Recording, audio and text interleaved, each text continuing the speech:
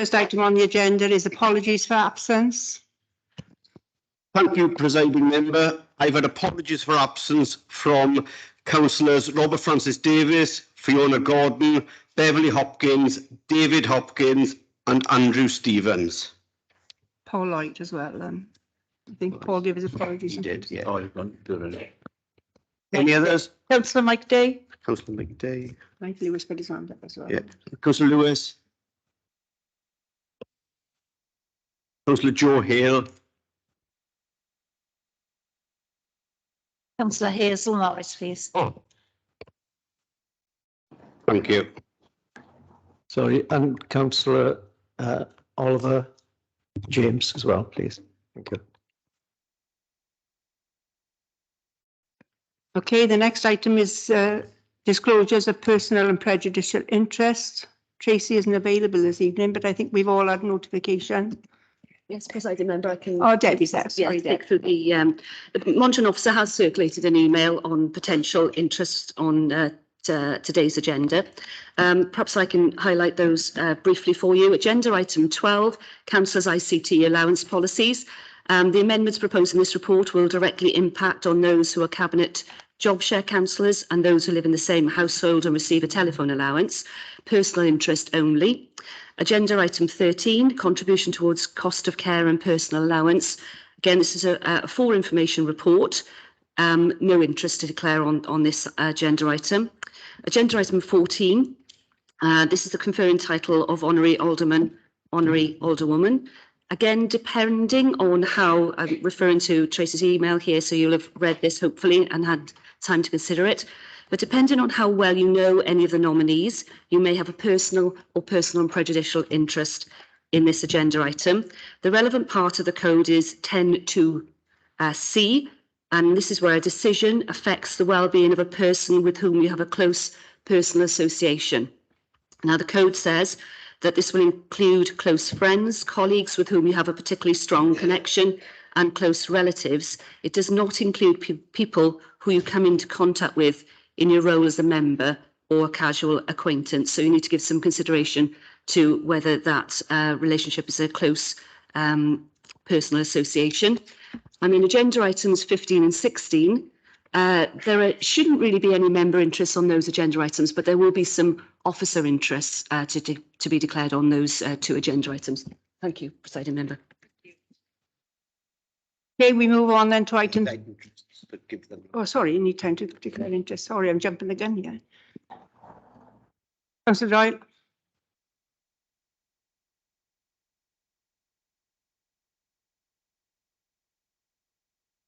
So just President. Right, yes.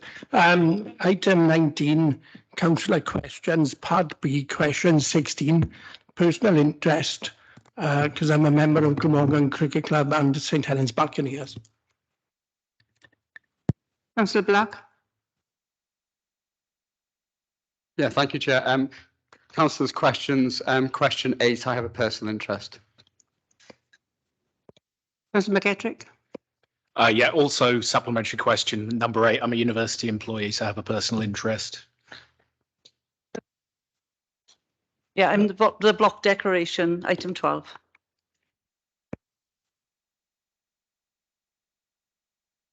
Councillor Sam Bennett, sorry. Thank you. Question 19, section 19, question number 8. I'm also a university employee.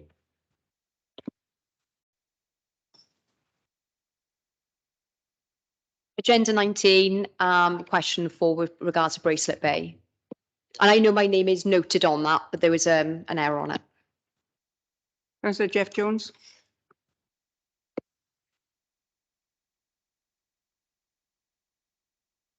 Presiding Member, can I just clarify that item number 12, only those members who are affected by the item need to declare. There's no block declaration on that. It's just the job share councillors and those who live in the same household need to declare an interest in that agenda item. Shall I move to item 12 first then and take the block declaration on that? There is no block. Okay. Okay. Yes, item 12, please. Sorry. Item 8, I'm a university employee as well. Thank you. Anybody else? Or Councillor Gwilliam? Item 12 is job share cabinet. Councillor Andrew Lewis? Also item 12, thank you, Chair. Councillor Sarah Anderson? Item 12, Chair, shared position. And myself, who? Yeah, okay. Okay. Sorry, Martin. Thank you, Presiding Member. Officer Declaration, item 15, personal and prejudicial. So I'll leave the meeting. And item 16, personal interest. Have I missed anybody out? No? Okay. We move on then to item 3, which are the minutes. To approve and sign the minutes of the previous meetings as a correct record. It's pages through from 1 through to 28. I'll go through for accuracy. Page 1, 2, 3, 4, 5, 6, 7, 8, 9, 10, 11, 12, 13. You don't want me to go through the rest. Okay. So you're all happy to approve the minutes, yeah. Okay, thank you. Item 4 is written responses to the questions asked. Back on interest, there were 2 apologies. Back on interest, I can see that Helen Morgan Rees and Ben Smith have got their hands raised. So do you want to come in both? Yes, apologies. I need to declare an item in item 16, personal interest only as a director of the council, and I'll hand over to Helen. Thank you. Thank you. Thanks, Ben. Item 16, personal interest. Thank you. Apologies, I didn't see those. Item 4 is written responses to questions asked at the last ordinary meeting of council.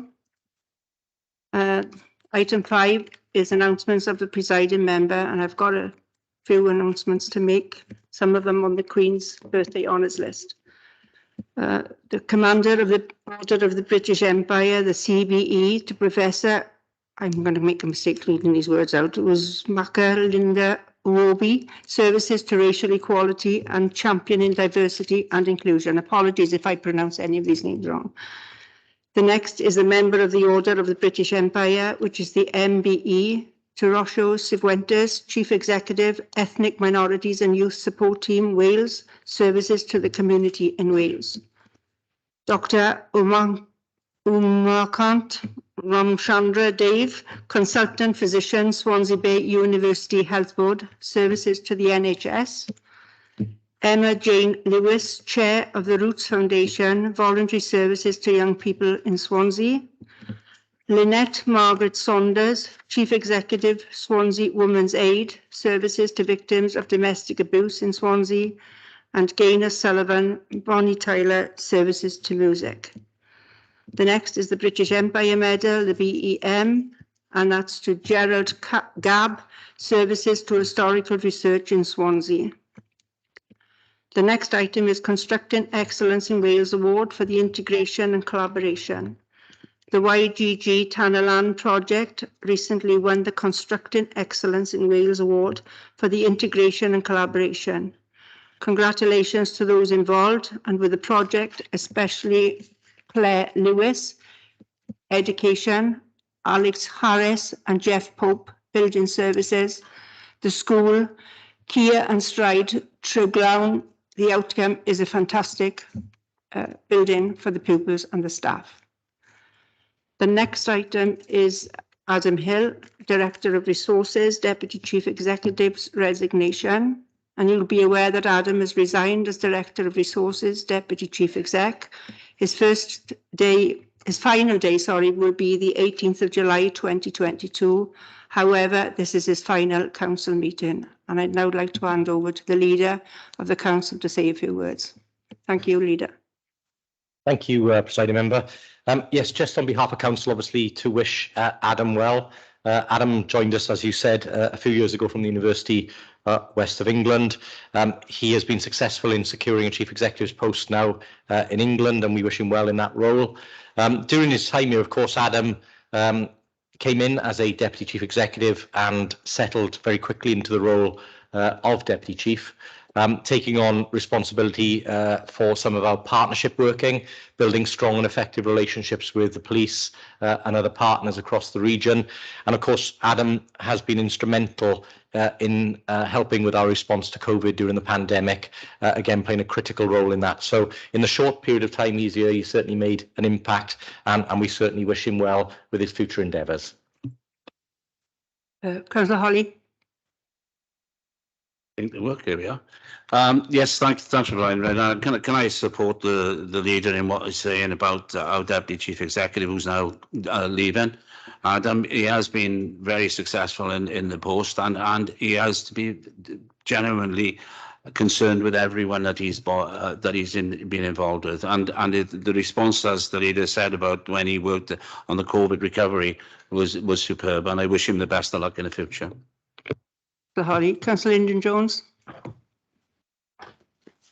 There we are. Thanks. Yeah, I'd also like to say a big thank you to Adam and wish him well for the future. He certainly worked extremely hard during the pandemic, but also he's been extremely helpful on individual issues. So thank you very much and wish him well. Councillor Peter May. Yes, I found Adam very constructive in the quarterly meetings that we had, particularly talking about the principles of co-production, and you could see that he was always after common sense solutions. So I think it'd be a sad loss to our authority. Councillor Alison Pugh. Yeah, just to echo what everybody said, but I've worked closely with Adam for a couple of years now, as lots of my portfolio was covered by Adam, and I you know, honestly, I'd like to thank him. He's been absolutely fantastic. His partnership working skills are just brilliant. And I was with somebody in the third sector this week, and they said how much they were going to miss him because he grasps it. They said he gets it, and he gets it quick, and he works really well, and he encourages everybody to come along and be a team. And you know, I will miss him. I'm really pleased that he's got a chief exec post, and I wish him all the best.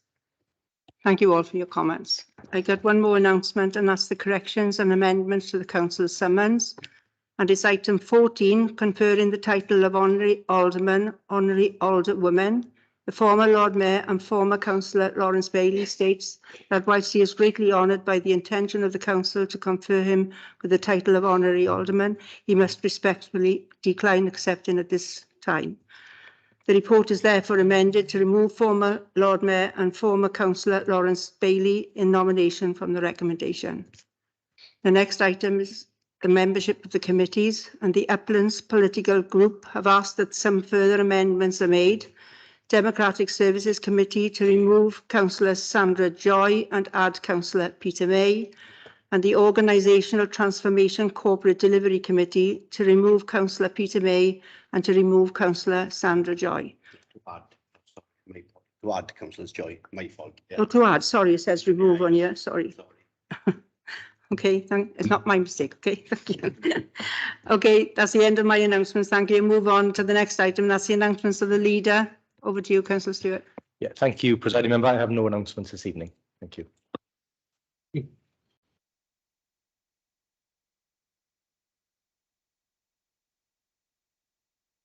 We move on then to item 7, that's public questions. I don't believe we've had any, Mr. Evans, have we? No questions. Okay. And then we move on to item 8, which is the Swansea Pupil Voice Manifesto, and it's a presentation. And I'm going to call on you, Evans, the Head of Democratic Services, to outline the procedure. Thank you. So.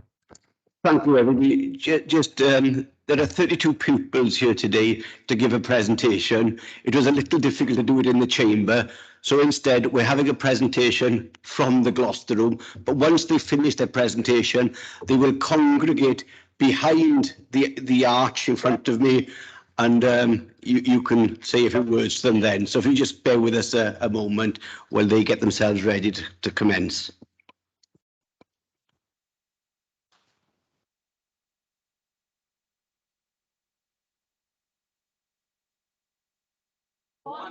Pupil Voice Manifesto 2022. What matters to us? Hello, everybody. This is our Swansea Pupil Voice Manifesto. Pupil representatives from all the secondary schools in Swansea met to discuss what matters to us. We've also discussed a range of innovative and positive ideas that could be considered by Swansea City Council to help us and our communities. We have created our Pupil Voice Manifesto and are grateful for the valuable opportunity to present our concerns and ideas to you today. We want to share with you 8 topics that matter to us, why they matter, and ideas we have that you may wish to consider for the future. One of these topics is safety and feeling safe in our communities. Why does this matter to us? Every child has the right to be and to feel safe in school and society. Being able to be safely out with our friends and family helps us enjoy life. Being able to safely exercise helps us to keep fit and well. Some of us are currently unable to meet friends and socialise outside of the household without feeling unsafe. People feel unsafe in public at night without street lights. A lot of parks and public areas don't have the suitable lighting.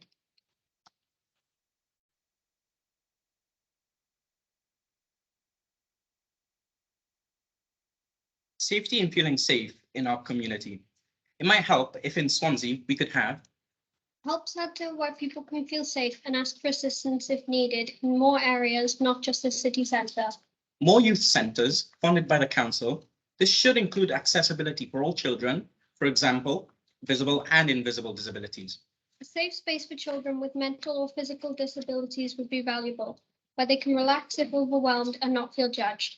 Many children and young people with mental or physical needs get stressed out in busy places such as town centres and shops.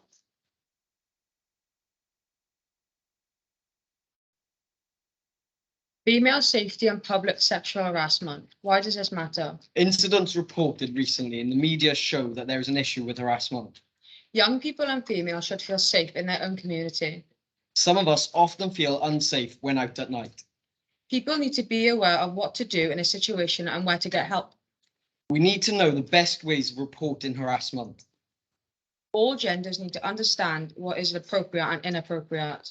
When dealing with this, we must be careful not to boy bash. It might help if in Swansea we could have safe words for shops and restaurants, which allow people to report any concerning behaviour in a confidential way. More police officers available to prevent this from happening. If someone witnesses harassment or assault, they should be taught how to react and report it. Free public transport in Swansea for young people all year, so they could get home safely. Provide education about the impact of gang culture to children and parents. Safe places to go in the evening, for example, youth clubs specifically for teenagers.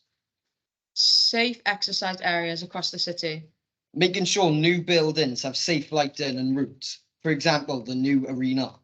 Street lights in all areas in our communities. Improve sports, equality and facilities. Why does this matter to us? To increase physical activity in the community. To promote health and well-being. Some community and school sports facilities are very run down and uninspiring. Everyone should have the right to participate and enjoy playing all sports, no matter their gender. Equality is recognising and removing those barriers. Learning to swim is an important life skill, and we live by the sea.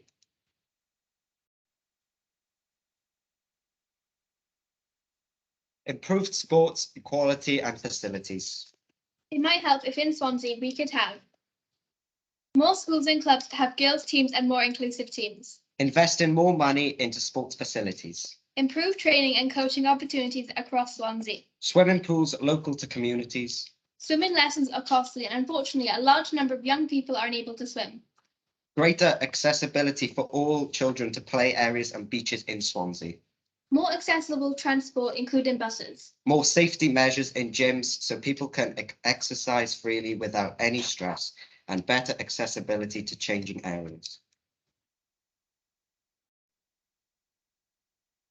Mental health. Why does this matter? All people deserve to be healthy, both All physically and mentally. Poor mental health affects ability to achieve, for example, poor concentration. Impact of COVID has affected mental health for some people. As it is as important as physical health. Well, mental health can happen to people throughout their lives. Strategies introduced to young people could be used throughout their lives to help them be resilient and keep happy.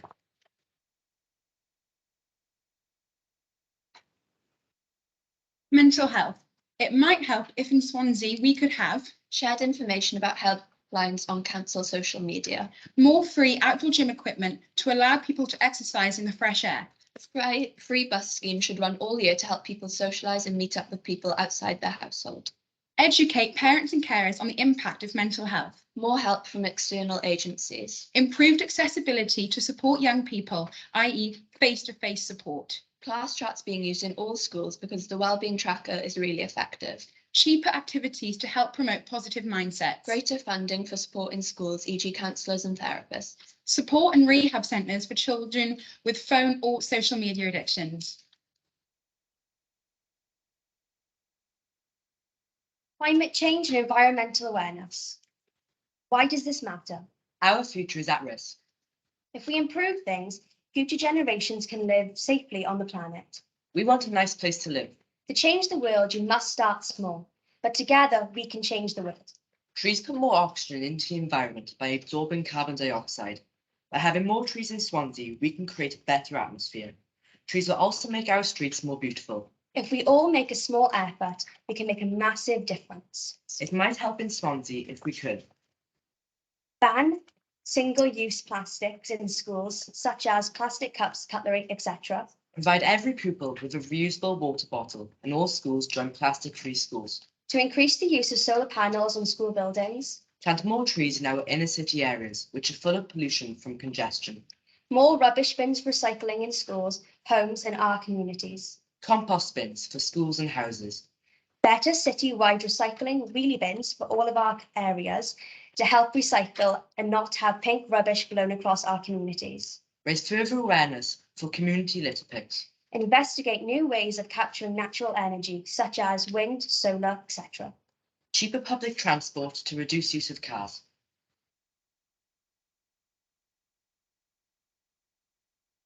Black, Asian, minority, ethnic equality. Why does this matter? No child should ever have to endure prejudice or racism. Every one of us has the right to feel included and safe. Racial discrimination can have long-lasting impact on the well-being of young people. We need to promote mutual respect everywhere across Swansea. We must show the importance of celebrating diversity. This will help prevent extremism. We want to acknowledge culture, history, and achievements. This will help prevent, we want everyone to understand the struggles people of colour can face. We want our voices to be heard and our people to be united. It might help if in Swansea we could raise awareness of ways in which to report cases of racism. This has already happened with Swansea City AFC. Teach young people about the impact hate crime incidents and prejudice have on society.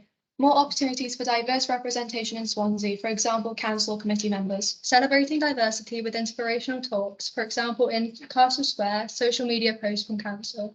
A bigger focus on local history that involves people of colour through celebration and events. Training and courses to provide education on this. Helps in marginalised communities to help support the community. More local media attention on the great people that feature throughout every community in Swansea.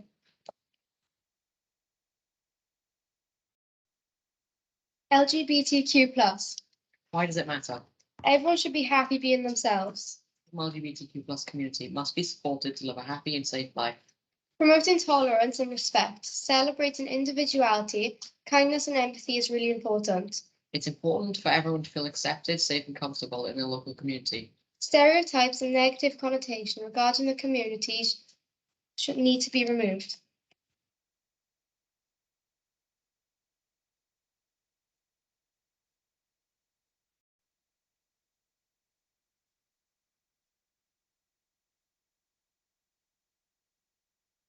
LGBTQ+. It might help if in Swansea we could have a community support group for young people, a place where they can access information and share experiences. an LGBTQ+ network across all of Swansea schools. Pride flags in public areas to show support and that Swansea is a safe space. Listening to stories from inspiring people that are actually shared by the council. Swansea City and schools taking part in Empathy Week. Improved education for parents and carers so that they may better support their children. More youth provisions. ensuring that services are available when needed. Use of a safe word for those feeling at risk or uncomfortable so that help can be provided. Having short clips and/or articles on the council website to educate others. Give a list of positive representation of LGBTQ+ books, articles to schools and or libraries. Days and events to celebrate diversity, like Pride.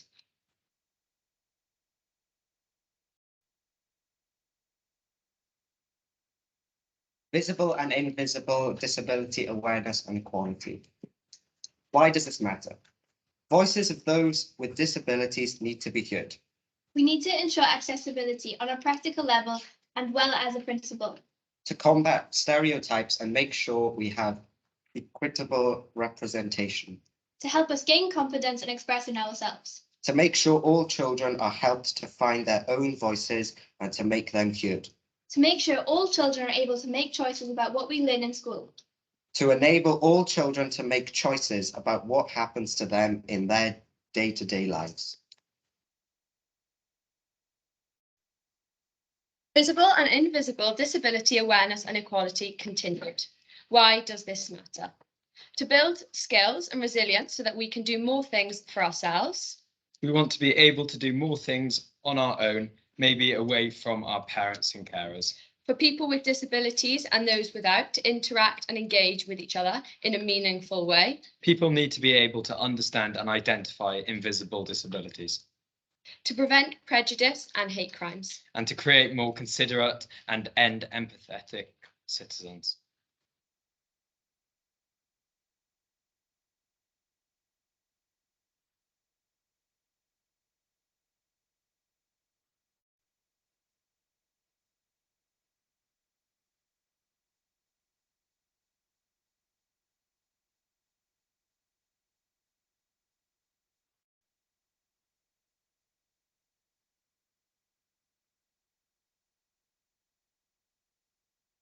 Can you tell us if you finished, please, or is there more people to speak?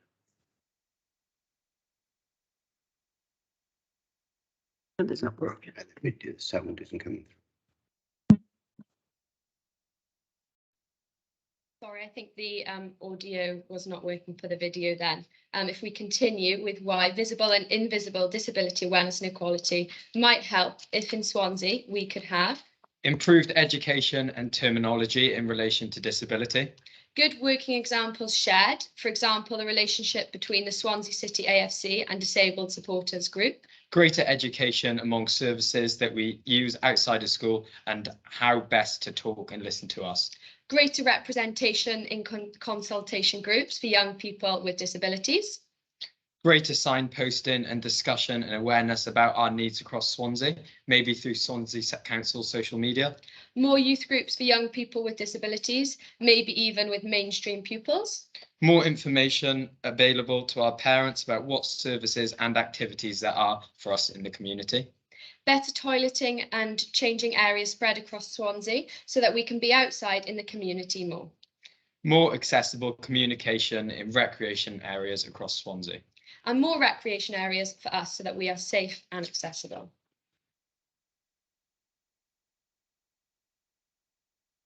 Substance abuse and vaping. Why does this matter? We need to be safe, happy and healthy to have good lives. We know that County Lines is operating in Swansea and we need to protect all our young people from the dangers of substance misuse.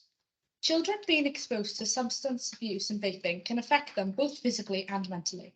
They also risk developing emotional and social problems later in life.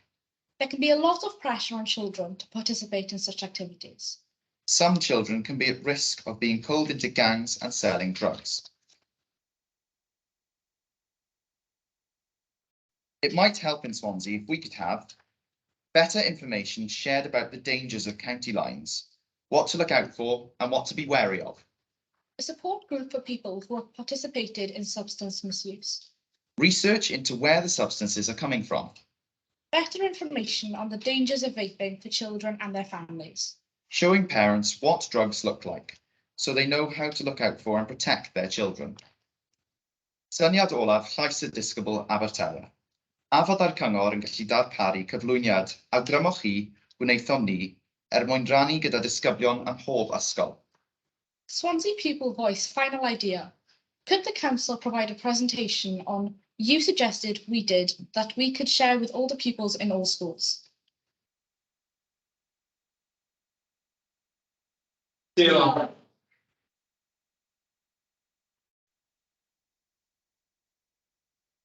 Okay.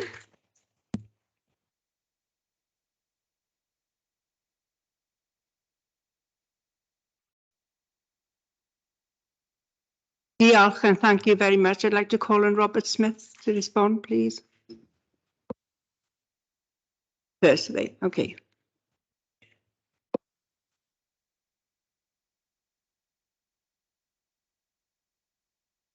Chair, can I, apologies, Chair, just can I go back to an earlier item? You know I'm shy, you probably didn't see me. Just to verbally declare an interest in item agenda 12. And yeah. Can I also declare an interest in item agenda 12, please? Thank you. For cabinet members and people in receipt of the telephone, it's not for everybody, Sam.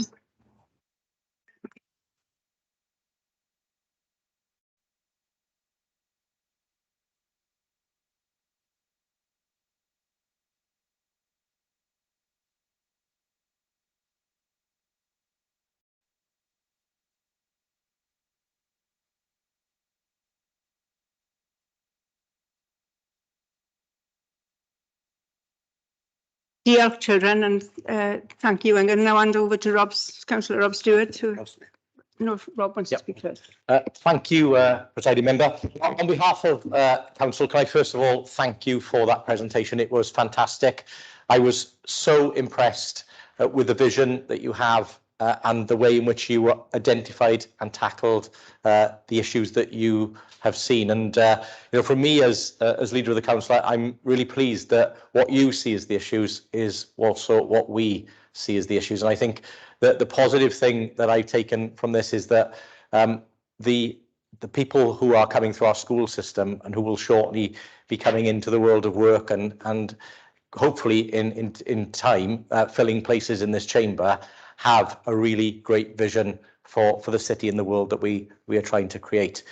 We will absolutely come back with what you've asked for in terms of we asked, you did.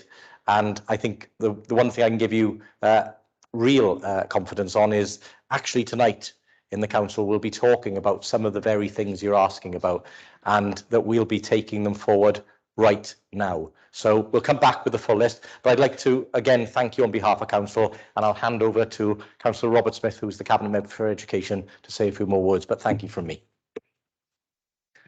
Thank you, Leader. Thank you, Presiding Member. Can I thank you all for the presentation that you gave us this evening and the way it was laid out so clearly. The phrase that came back was you identified the issues, why it mattered, and you would offer us solutions. And diolch yn fawr I chi am y cyflwyniad prynawn yma. Mae hwn wedi bod yn gyfraniad mawr I ni yn y siambr heno.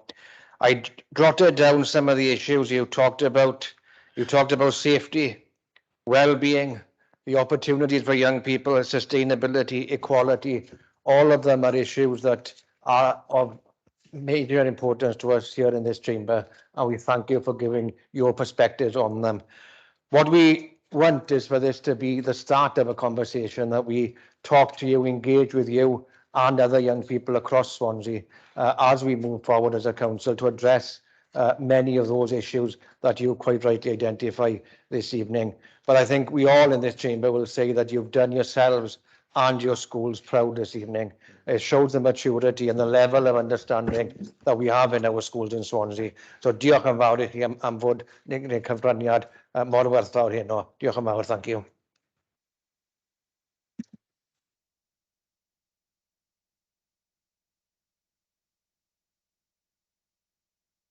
Councillor Andrew Lewis.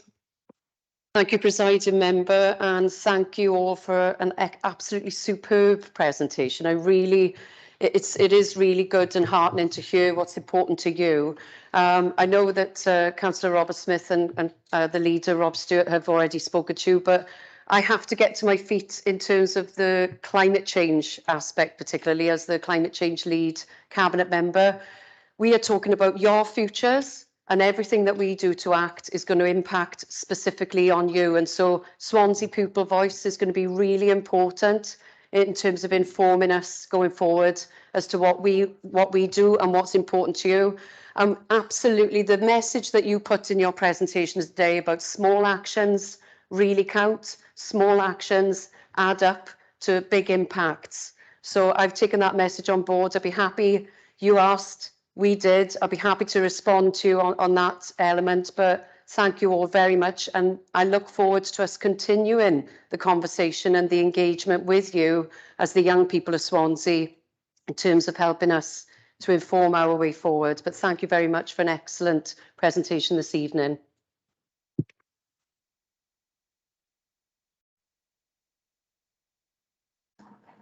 Councillor Louise Gibbard. Thank you very much. Just want to thank everyone for your hugely impressive and hugely welcome contribution as we sort of plan our priorities as a council over the next 5 years. And I'm particularly thrilled to see that a lot of the priorities that you've identified mirrored those that we're working on as part of the Human Rights City work. And I think I can recognise a couple of faces amongst you from the engagement that we did over that process. So this will, this presentation as well will definitely be fed into that. It's really heartening in particular to see young people's commitment to equality, to tackling climate change and improving mental health in particular. And I'd really like to thank all the schools involved in this process. And I know some people have been doubtful about, in Wales lowering the voting age to 16, but I think, this is 100% shown why that was definitely the right thing to do. So thank you.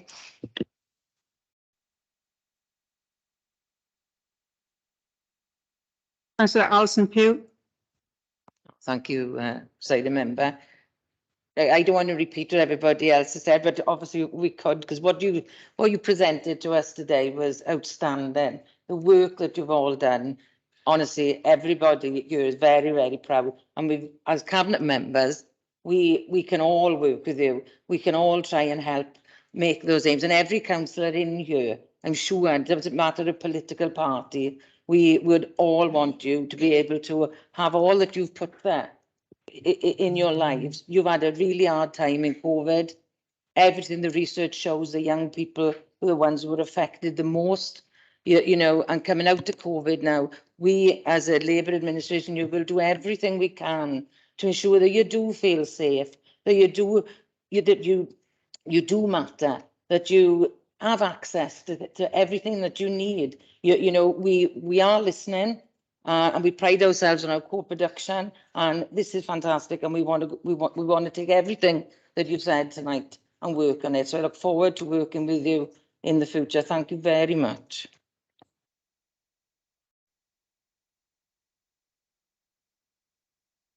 Councillor Holly.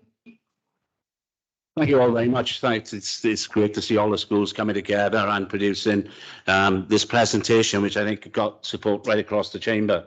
I think the issues that you brought up are very relevant.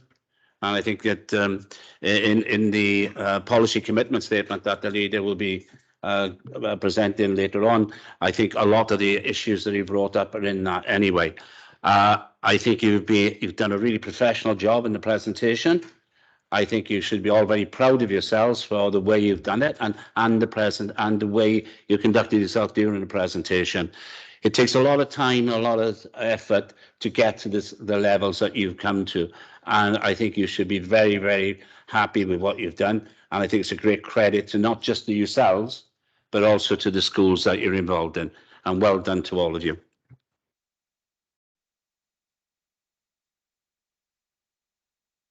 Councillor Lyndon Jones. Right, thank you, Presiding Member. Could I say really well done to you all. What a fantastic presentation. And I know everybody in this chamber will take things back from that. And I think the point made by Councillor Alison Pugh about the fantastic way you acted during the pandemic. I think everybody was proud of the way that you worked and kept going and so on. But can I say, finally, it's so important that young people have a voice. And today you showed you have, and I think you also will show that what a great future Swansea has, because it'll be in your hands.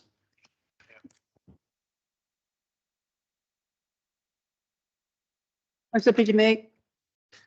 Thank you very much. Each one of you here are heroes, together with all of your friends in your schools as well. Firstly, congratulations on a really well coordinated presentation. It showed what a good teamwork that you've all put in together to coordinate with each other from different schools. Times have been hard for you over the last 3 years. Possibly this week you might be celebrating, or next week you might be celebrating your first sports day in 3 years. You've had to be very resilient. You've had to adapt to blended learning, Teams lessons and things like that. And some of you, you'll be undertaking exams either this year, next year, when your peers haven't had to undertake them in previous years. Things have changed. That's had a toll on mental health from what I've seen in the schools too. Very interested in your aspirations on that front there. So sincerely, thank you very much for coming together and providing with us such a wonderful and well thought out presentation. Well done, everyone. And the last speaker, Councillor Gwilym. Thank you, Presiding Member. I just wanted to add really a massive thanks. I was so enthusiastic reading that manifesto. There was certainly so many excellent ideas coming out of that, and some of which would be quite easy to implement. As co-production champion, I can see that co-production was threaded all throughout that manifesto, and for me, I'd be really encouraged to engage further with the pupil voice and really put some of those ideas into practice. So thank you very much.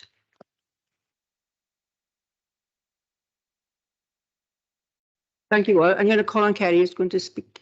Thank the teachers. Okay, just quickly, well done everybody. I won't repeat what everybody said, but I just wanted to say thank you to, I assume, that the teachers that have brought you here tonight. They're all looking on with great pride as you were walking in there. So I'm sure it was a brilliant piece of work. A lot of work has gone into it, but I'm sure that great thanks goes to the teachers on either side for supporting you and bringing you here tonight on what is a really sunny night, and you could be out doing lots of things. And I'm sure you've had really busy days as well as you head towards the summer holiday. So thanks to you, and well done to everybody else, and I'm sure they've earned a Joe's ice cream now, guys, as you leave. I'm sure you've got budgets for it. So well, thanks and well done. Thanks to everybody who's made this possible tonight. Thank you. Don't forget the councillor when you buy the ice cream. Okay.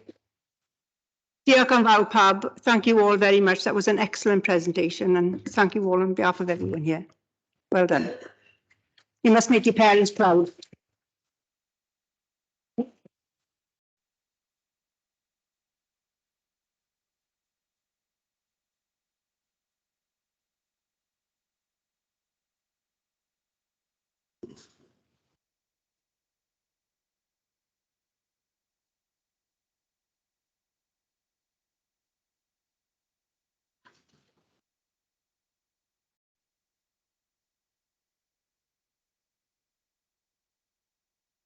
Okay, the next item on the agenda is item 9, and that's the Standards Committee Annual Report. And I'd like to call on Mrs. Jill Burgess to give the report, please. Thank you.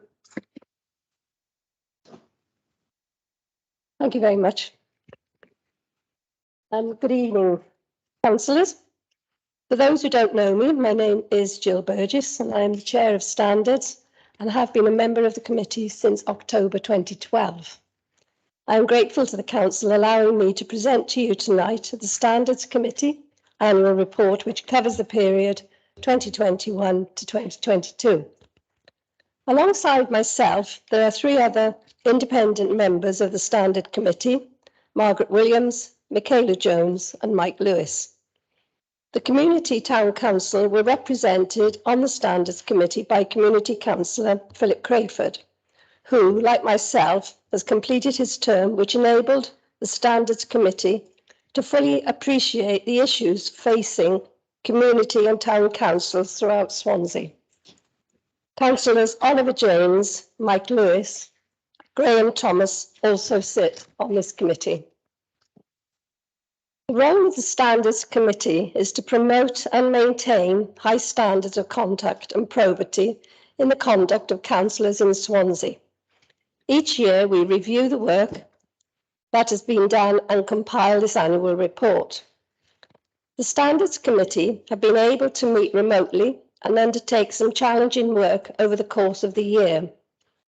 In June of last year, the committee dealt with a referral from the Ombudsman relating to a member of Mumbles Community Council. This was the first matter referred to the committee for a considerable time, and the committee was able to follow the recently adopted hearing procedure, which it had approved in February. A representative from the Ombudsman Office attended the committees to represent the case, and having heard all the evidence of the Community Council, which was issued with a censure and a sanction for breach of code of conduct by the Standards Committee. Many of you will be aware that the Local Government and Election Wales Act 2021 imposed new duties on both group leaders and the Standards Committee. Group leaders are now under a duty to ensure high standards of conduct within their group. The Standards Committee is now under a duty to report to full council on an annual basis, describing how the committee's functions have been discharged, including monitoring group leaders' duties under that legislation. Thank you. The committee has been kept up to date with legislative changes and the Welsh Government guidance. The committee's terms of reference have been updated to reflect those changes, and during the year the committee met with the group leaders to discuss the new duties and how the Standards Committee could assist them over the year in meeting those duties. The committee is grateful to all the group leaders for their attendance at committee and their continued support. The committee also considered a report from Richard Penn, which was commissioned by the Welsh Government to review the ethical standards framework for local government in Wales. The purpose was to ensure that the framework remained fit for purpose and was effective in fostering high standards of conduct and public confidence in local government. The committee also supported the recommendation for the creation of a national forum for independent chairs of Standards Committee, with a focus on sharing good practice amongst standard committees in Wales. We look forward to its creation and working with colleagues across Wales and sharing best practice. The committee also participated in the Welsh Government's consultation on the draft Standards of Conduct statutory guidance and provided a positive response to the draft guidance.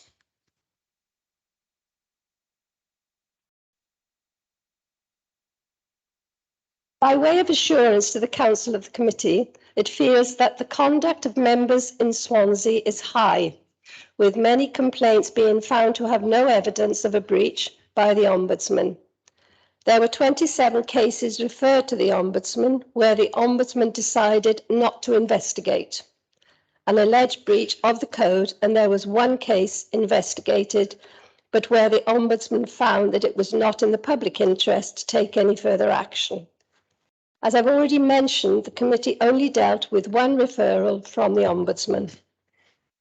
Several members of the committee also attended the virtual Always Standard Conference, which was held on the 9th of February 22. Finally, I would like to extend the committee's gratitude to Councillor Philip Crayford, who was a Community Town Council representative from 2012. He has contributed enormously to the committee over the years, bringing his knowledge of community councils and his good humour to the committee. On behalf of the Standards Committee, we would like to wish him well and express our gratitude for all the work he has put into the committee over the years. I would also like to welcome two new independent members, Janet Pardew-Wood and Mark Rees. Mrs. Pardew-Wood attended her first committee meeting in June of this year, and Mark Rees will commence office in October 22. You may have noted from the report that my term of office comes to an end October 22. I have been a member of the Standards Committee since October 2012. and I have thoroughly enjoyed my time on this committee over the years, working with both independent members, councillors and officers, and in particular presenting this annual report to full council. I am sorry to be leaving at such an exciting time with the committee's new duties, but feel that this authority is well placed to meet those duties and to continue with the high standards of behaviour expected of members. The committee has a considerable work plan for the next year, and no doubt it will continue to build on what we have achieved and to continue to promote and maintain high standards within the authority. I'm happy to take any questions, and thank you for your time this evening. Thank you. Any questions? Thank you very much. Thank you. Chair. I'd like to now call on the leader to give a vote of thanks. Jill, can I first of all thank you for your 10 years of service to the committee. I have to say I was very pleased to only ever appear before the committee to give evidence, and not for any other reason, but it was always a pleasure working with you and the committee, and I know we had some really in-depth conversations about how we could continue to improve standards of behaviour, but also maintain the good progress we had made. And I know in terms of your period of being chair of the committee, you worked with the Ombudsman in terms of revising guidance on the Code of Conduct, working on community council disputes, and also meeting with the Ombudsman and representing the council at the All Wales Standards Committee conferences. Jill, I do agree with you. I think we're in a much better place than many years ago. And that is thanks again in part to the work of the committee.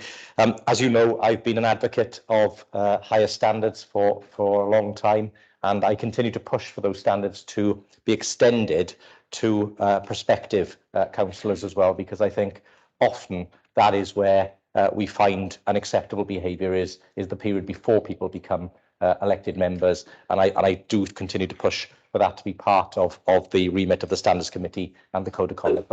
But Jill, we wish you well, and I think you've got one more meeting to go, but after that, obviously, wish you well in whatever you choose to do. Thank you, Jill. Yeah. Thank you very much, Jill. Thank you very much for coming along and giving that presentation. I won't go into what the length of service you've had. I don't think you look any older than the day you started. I'll be perfectly honest. Yeah, okay, I'm a creep. Okay, fair enough.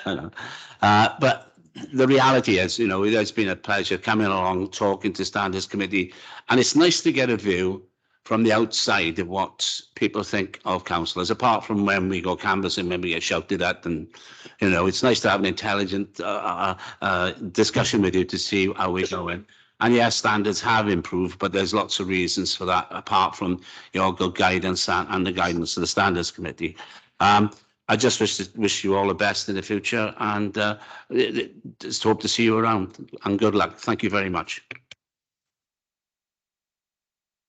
Okay, thank you very much.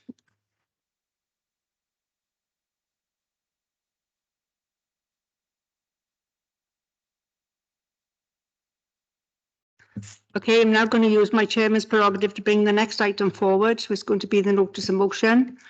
It's going to be moved, I believe, by Councillor Alison Pugh. No? Yeah, it's being brought forward to this item, Alison. Go back to sleep.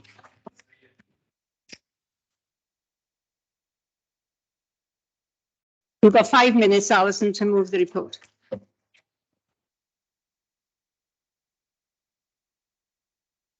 Right. Excuse me, I'll have to remove the ball. Okay.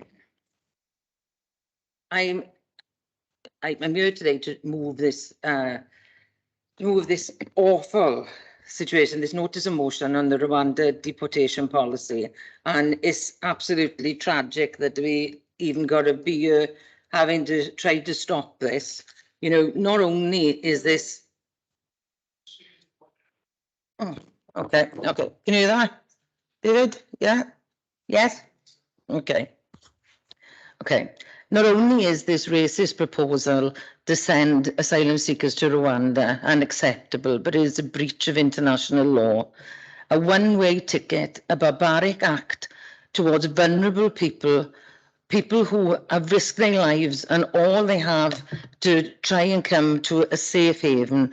And what do the Tories want to do but to send them to a country with an appalling record on human rights, a country known for its cruel treatment of its own citizens, let alone anyone else.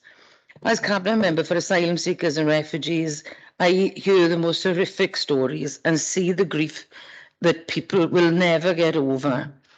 The Pupil Voice presentation earlier is very apt tonight, you know, and they talk of the rights of every child to feel safe. Every adult has a right to feel safe as well, every human being on the planet. I know the Conservatives are in a mess for putting that narcissistic man into number 10, but Priti Patel reached a real low with this decision, you know, and I ask everybody here with a conscience tonight, you live in a city sanctuary, you live in a safe haven for people. We pride ourselves on being a welcoming city. And I ask everyone here in this room tonight, regardless of political party, that you speak out tonight, that you condemn this inhuman attempt to deny people seeking sanctuary their basic human rights. And therefore I move this motion, Chair. Councillor Pugh, I believe Rob, Councillor Stewart is going to second it. Thank you, Presiding Member. I rise to second the motion, and I'm saddened, as Councillor Pugh is, that we have to bring such a motion in 2022. I remain completely embarrassed by the unlawful and morally reprehensible actions taken by the Tory UK government on this matter. They are following a policy that is unworkable and that has failed in other countries, notably Denmark, Israel, and Australia, all of whom have taken the decision to deport or to attempt to deport people back to third countries. As Councillor Pugh said, Rwanda is not a safe country. It has an appalling record on human rights. It is a society where women live in fear and where minority groups face ongoing persecution. This policy, though, should not be necessary. It is a complete and utter Tory failure already, because, of course, we were told during the Brexit campaign that Brexit was all about controlling borders and preventing migration and preventing the need for people to come to the UK. But of course that, like many other things coming from the Tory government in London, was a lie. All it did was to undermine the cooperation, intelligence sharing and disruptive efforts that we were taking together with European partners to stop the very people who were fleeing conflict, hatred, intolerance and torture from being able to be exploited by those people traffickers. It put people more at risk, and it's done nothing to help genuine asylum seekers and refugees make a safe journey to the UK. It did not stop desperate people, women, children, from making a perilous crossing of the UK Channel. After the decision by the UK government and after Brexit, the numbers of refugees risking their lives went up, not down. The number of lives lost went up, not down. And what do we get from Priti Patel, Boris Johnson and the rest of the Tories in London? Dehumanising language, calling people fleeing torture, conflict, persecution, migrants, refusing to talk about them as men, women, children or human beings. That process of dehumanising people is one that the Tory party should be very careful about, because it has been used in our history to allow atrocities to occur. And I would hope that the incoming UK government will take a very good look at how it acts and how it represents the UK on the world stage. I hope they immediately cease this policy, and I hope they immediately restore some faith in the way in which UK deals with its international treaties and, more importantly, deals with people fleeing war, conflict or torture. And I second the motion, Chair. Thank you, Councillor Stewart. I've got a number of speakers. I'm going to remind you, you've got 3 minutes and I'm going to try and be as ruthless as I can to keep you in time, okay? So the first speaker is Councillor Elliot King. Thank you, Presiding Member. I feel as the Council's LGBT champion that I have to support this motion, and I'm deeply concerned about the impact that this policy has on LGBT people and refugees coming to the UK. We heard from the UK government that, well, Rwanda is a safe place for LGBT people, but the evidence doesn't say that that is the case. Whilst it's not illegal to be gay in Rwanda, there is evidence that laws are used to suppress gay people. It's a gender reassignment is illegal. Same-sex marriage is illegal. There are no rights for that there. And it's deeply concerning. And I think what's most concerning to me is that you often hear this narrative that migrants who are crossing, refugees who are crossing the channel are somehow illegal.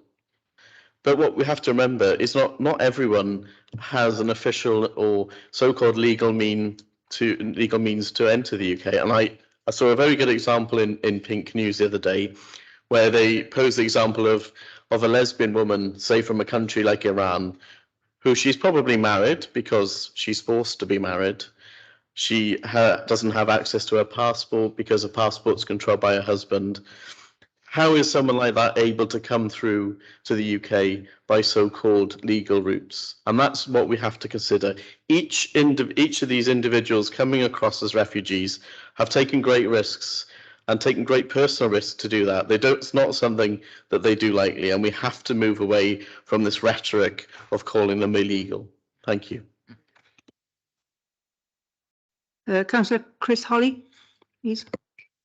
Thank you, Presiding Member. Can I start by saying there's a quote by someone far brighter than me, Milton Friedman, and he said, a government solution to a problem is usually as bad as the problem. In this particular case, it's worse. The worrying thing about this is it's not just carrying out something that has failed in the past. You know, it failed for Israel, it failed for Denmark, and it failed in Australia. But the more worrying thing about this is that we have a government in Westminster who want to ignore the European Court of Human Rights. And why was that set up? It's nothing to do with the EU. It was set up so that we would not have the horrors of the Second World War again. The horrors. We are seeing things happening in the Ukraine now, and the European Court of Human Rights are condemning them. And yet we have a man who thankfully is gone as Prime Minister, parading around the Ukraine, saying we are supporting them, and at the same time saying, oh, we'll ignore the EU. He may not, but his Home Secretary is saying, oh, we don't have to worry about the European Court of Human Rights. That's only advisory. In supporting this notice of motion, I think that anyone who has any respect for human life, anyone who has respect for that convention to stop the horrors of war, we should support this notice of motion. Thank you. Thank you, Councillor Holly. Councillor Lyndon Jones, do you want to come back in now? Thank you, Presiding Member. Could I say it's clear, as we found in the 2019 general election, that the British people want immigration controlled. So it's vital we deter illegal entry into the UK. In doing so, we will help break up the criminal smuggling gangs that was talked about opposite, and protect the lives of those people they endanger. It must also be clear that people should claim asylum in the first country they arrive, thus making sure that dangerous journeys are not made. Despite engaging with many countries, countries like France could do a lot more to prevent this, but sadly this is not happening, and we see people exploited, put in totally unsuitable boats to cross the channel to make these journeys. This is not good enough. When this policy was announced, the number of boats crossing the channel stopped, but it started again when news broke that flights to Rwanda did not leave. Whether this policy is the answer, I don't know. And I'm certainly, and we are open to that. I don't know. I don't know. But we may see a change in that policy with the election of a new Prime Minister in a number of weeks. But two things are certain. Number one, illegal immigration must be stopped. Secondly, it's important that we support those people needing protection. And this country has a proud record of this, like people coming from Ukraine. Indeed, I personally helped quite a few people get their visas coming in from that country. Thank you, Presiding Member. Councillor Peter Black. Thank you, Chair. I think it's quite appropriate, actually, that we move this forward straight after the Standards Committee report, because the 7 principles of public life known seems to be breached on many counts in terms of this policy. As the motion says, it's immoral, it's unethical, and of course it's illegal internationally. And for some reason, this government doesn't seem to worry about breaking the law internationally. And if you're wondering why France don't cooperate with us, it's because we're breaking the international law and not cooperating and talking to them. Ironically, Rwanda, of course, some time ago was subject of a very serious genocide, and some of the survivors of that genocide were housed in a particular building in Rwanda, and they've now been turfed out to make room for these asylum seekers and people who have not yet been, but will be, hopefully not, but possibly shipped over to Rwanda in the first place. And that seems to me to sum up this policy. You're turfing out victims of genocide to make room for asylum seekers and people who are coming here because they're fleeing war and starvation. And we seem to have an echo in the chamber. War and starvation. Yeah, actually, is that better? Yes, it's stopped. Is it stopped? Yeah, we're turfing out victims of genocide to make room for people who are fleeing war, starvation, climate change, and a whole host of other factors. And we've just heard now about illegal immigration. This is not about illegal immigration. This is about a policy which is there to hide the government's failure to deal properly with asylum seekers. If they dealt with asylum seekers properly by setting up centres on the other side of the channel to process people as they come and look for asylum, and they're genuinely looking for asylum in this country, they wouldn't be risking their lives in boats to try to cross the channel. They would be dealt with properly, and we'd be able to filter out those who are genuine asylum seekers from those who are not. This, the idea that this is going to stop illegal smuggling has also been proved to be a fallacy. It seems to me, Chair, that this policy is not just a failure; it's one which needs to be stopped immediately. And I'm hoping that with Boris Johnson going, that Priti Patel will go too, and this policy will follow soon after. Thank you, Chair. Councillor Fogarty, sorry. Thank you, Presiding Member. Swansea is a proud city of sanctuary and the first city of sanctuary in Wales. It celebrated its 10th anniversary as a city of sanctuary during the pandemic. Well, what does this mean? It means that we stand up against unjust policies that do not allow us to welcome and orientate people seeking sanctuary in our city. And it means that we celebrate their contribution to the life of our city. We know here that people seeking sanctuary are that. They are people. And to treat fellow human beings in this way is shameful.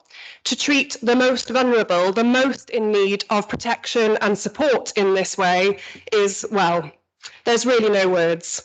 This policy, as barbaric and perhaps for most of us around this chamber, unthinkable as it might be, it should perhaps come as no surprise from this government, who may have dropped the phrase hostile environment, but continue to perpetuate inhumane asylum and immigration policies. This is a government who has deliberately put administrative barriers in the way of those fleeing war in Ukraine. It has a stated aim of deterring human trafficking, and frankly I am astonished to hear this repeated in the chamber this evening, because let's be clear, people trafficking is being allowed to continue because there are no safe routes to claim asylum in the UK. These are people fleeing their lives, and we make it as difficult as humanly possible to do that.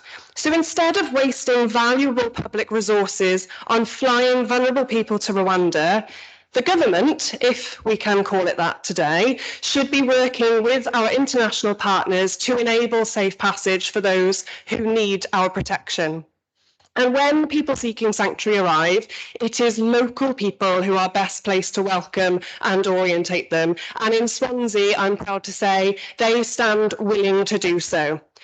People seeking sanctuary have so much to offer. Working with Swansea City of Sanctuary some years ago was one of the happiest jobs I have ever had. I learned so much, and I marvel at the resilience and tenacity of people who've been through so much, and Swansea is richer for them. This policy is morally wrong. It does not reflect the welcome of people of Swansea, and it will not achieve its stated aim, and it must be scrapped immediately. Thank you, Councillor Fogarty. Councillor David Phillips. Thank you, Chairman. I'm pleased to hear the mention of the City of Sanctuary, because as I said when I was inducted as Lord Mayor, being one of the principal architects of bringing that to this council is one of the proudest achievements of the whole of my 30-odd years as a councillor in Swansea. I was surprised to hear the leader of the Conservatives saying the remarks that he made, because as Councillor Becker said, Chairman, this is not about immigration. This is about the way people applying for asylum are being treated. It's not about the policy. I don't think there is any dispute about immigration needs to be controlled. It can't be unlimited. But that's not what this is about. But then, given the past few days, where senior members of the Conservative Party have been sent out into the public area to defend the indefensible, it's perhaps not surprising that the leader of the Conservatives does it here this afternoon. But I did expect better of him as an individual. Attacking the victims of trafficking rather than tackling the people smugglers is utterly wrong. And anybody who watched the news last night, sandwiched in between the other excitements that were going on in London, was a report about the European Crime Agency that had done a multi-country breach and arrest of people smugglers right across Europe. If we're able to do that, why are we deterring the people that are coming in the boats? Because they're not going to be watching the news. They're not going to know what the rules are. They're going to be paying the money to the people smugglers and coming. And if Priti Patel sincerely believes that the people smugglers will take any notice of what she says, then, well, that's Priti Patel. But I think it's true to say that this is not a Conservative policy. This is a cabinet policy. This is Johnson's policy. This is Priti Patel's policy. At the meetings at which they were discussing how to deter asylum seekers, some of the things that they discussed, and it's been admitted by the senior civil servants in the Parliamentary Select Committee that these items were discussed, and most of them originated from Ms Patel herself. Wave machines to make the crossing even rougher. Cages submerged slightly below the water to breach the boats so that they would sink. A floating barrage. David, you've got 30 seconds. And large jet skis to make it uncomfortable. I just completed I'll finish on this, Chairman. I've just completed an artwork as part of my degree at the art school in Swansea to do with child migration. And I updated it. It's a constant work in progress. It's a large installation to deal with this particular policy, because I'm ashamed to admit, I actually didn't know, apart from it being in Africa, I actually had no idea where Rwanda was. So I put a map up in my installation of where it is. It's a tiny little country right in the middle of Africa. It couldn't be further from the sea in any direction. And the first people who were going to be sent back were from Somalia, who had travelled thousands of miles to get to Britain and were going to return by plane to less than 2,000 miles from where they started. If anybody thinks that's a humane way to treat human beings, then they're living on a different planet to the rest of us. We should all support this. David, can I now call on Alison to come back and respond, please? Yeah. Thank you, Presiding Member.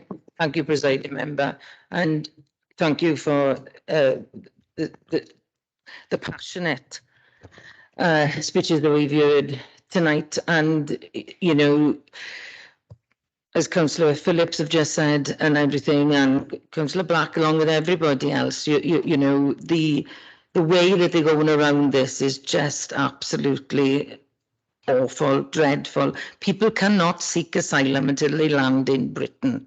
You know, how on earth are they supposed to get you and ask for help? We're not trying to, like Peter said, to try and assess people before coming here. These, like Councillor Phillips said last night on the news, I seen that programme as well where they were arresting people.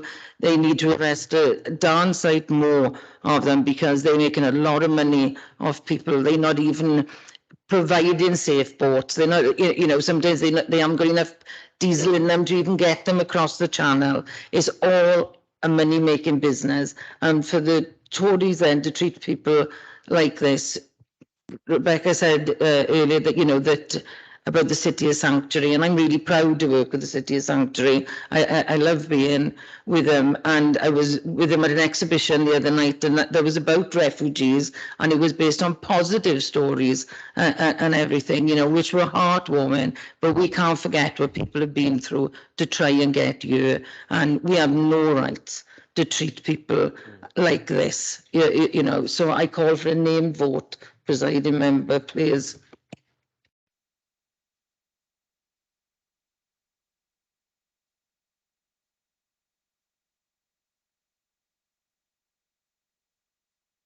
Okay, can I thank you all for sticking to your time? That was amazing. Everybody kept within time.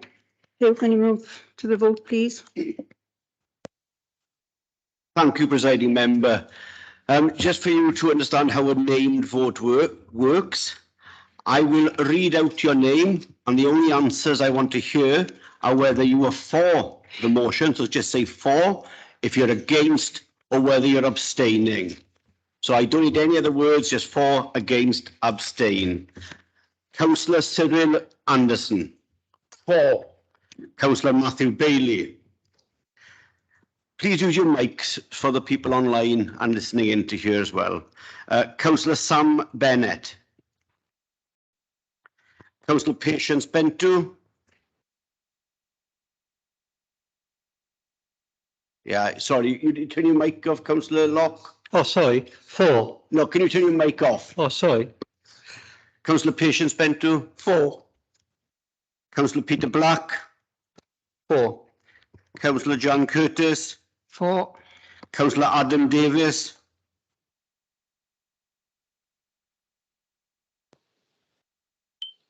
No, just say it loud then. That was a vote for. Councillor Mike Day is absent. Councillor Phil Downing. For. Councillor Ryland Doyle. For. Councillor Mike Dirk. For. Councillor Kerry Evans. For. Councillor Chris Evans. For. Councillor Mandy Evans. For. Councillor Wendy Fitzgerald.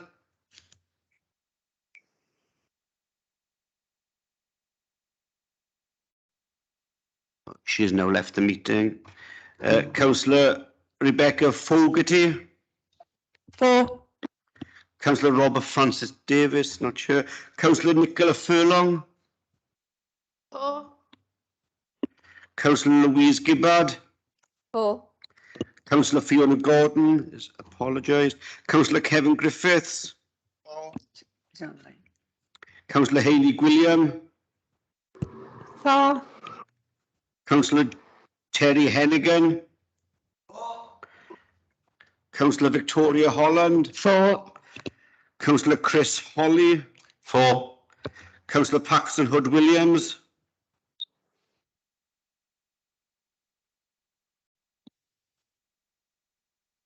Councillor Hood Williams. Oh, he's left the meeting. Councillor Linda James. For. Councillor Oliver, he's not sure. Councillor Yvonne Jardine, not sure. Councillor Alan Jeffrey. For. Councillor Di Jenkins. For. Councillor Jeff Jones. For. Councillor Lyndon Jones. Councillor Mary Jones. 4.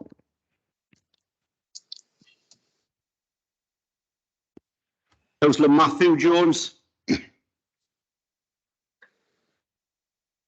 Councillor Susan Jones. 4. Councillor Sandra Joy. 4. Councillor Sarah Keaton. 4. Councillor Elliot King. 4. Councillor Erica Kirshner. 4. Councillor Hannah Lawson. 4. Councillor Andrea Lewis. 4. Councillor Mike Lewis. 4. Councillor Richard Lewis. Gone. Councillor Wendy Lewis. 4. Councillor Paul Lloyd. Councillor Michael Locke. 4. Councillor Nicola Matthews. Councillor Penny Matthews. 4. Councillor Peter May. 4. Councillor James McGettrick. 4. Councillor Hazel Morris. 4. Councillor Francesca O'Brien. Councillor Angela O'Connor. Councillor David Phillips. 4. Councillor Cheryl Philpott. 4. Councillor Jess Pritchard. 4. Councillor Sam Pritchard. 4. Councillor Alison Pugh. 4. Councillor Stuart Rice. 4. Councillor Kelly Roberts. 4. Councillor Bridget Rowlands. Abstain. Councillor Robert Smith. 4. Councillor Rob Stewart. 4. Councillor Graham Thomas. 4. Councillor Will Thomas. Councillor Mark Tribe. Councillor Gordon Walker. Councillor Leslie Walton. 4. Councillor Mike White. 4. Councillor Andrew Williams. 4. So, presiding member, the result is 55 votes for, no votes against, and 6 abstentions. Thank you very much. Thank you. Peter, do you want to come back in? Yeah, Chair, I was just going to say, disappointing to see 3 members who were online or in the chamber at the start of this very important item leave during the debate. Perhaps we could ask the group leaders to seek an explanation from those members as to why they felt it not important to stay for that item. I think it is really important to understand whether it was a deliberate act for them to leave or whether they did genuinely have some other appointment. Thank you, Leader. Okay, we move on to item 10, and that's the policy commitment statement. I believe it's for you, Leader. Thank you, Presiding Member. I'll sit for this one if it's okay. On May the 6th this year, I was very proud that this Labour administration were returned with a substantial majority by the people of Swansea. They have once again put their trust in Swansea Labour to continue to deliver a better Swansea for them and for everyone. I'm very grateful to my group for their continued support in electing me as Labour leader and to the Council for electing me as leader of this great city. I will continue to give the role everything I have and to support my colleagues to deliver for the people of Swansea. I believe our election was built, a success was built on 2 things. Firstly, an extremely strong record of competent and ambitious delivery. As a reminder, we have delivered nearly every manifesto commitment we made in both 2012 and 2017, despite 10 years of Tory austerity and Lib Dem austerity, because of course they were partners in that government, and a botched Tory Brexit and a global pandemic. The second reason was an ambitious manifesto offering people a clear commitment to deliver better housing, better education, better care, better jobs and opportunities, a better environment, and to continue to build the better Swansea we all want to see.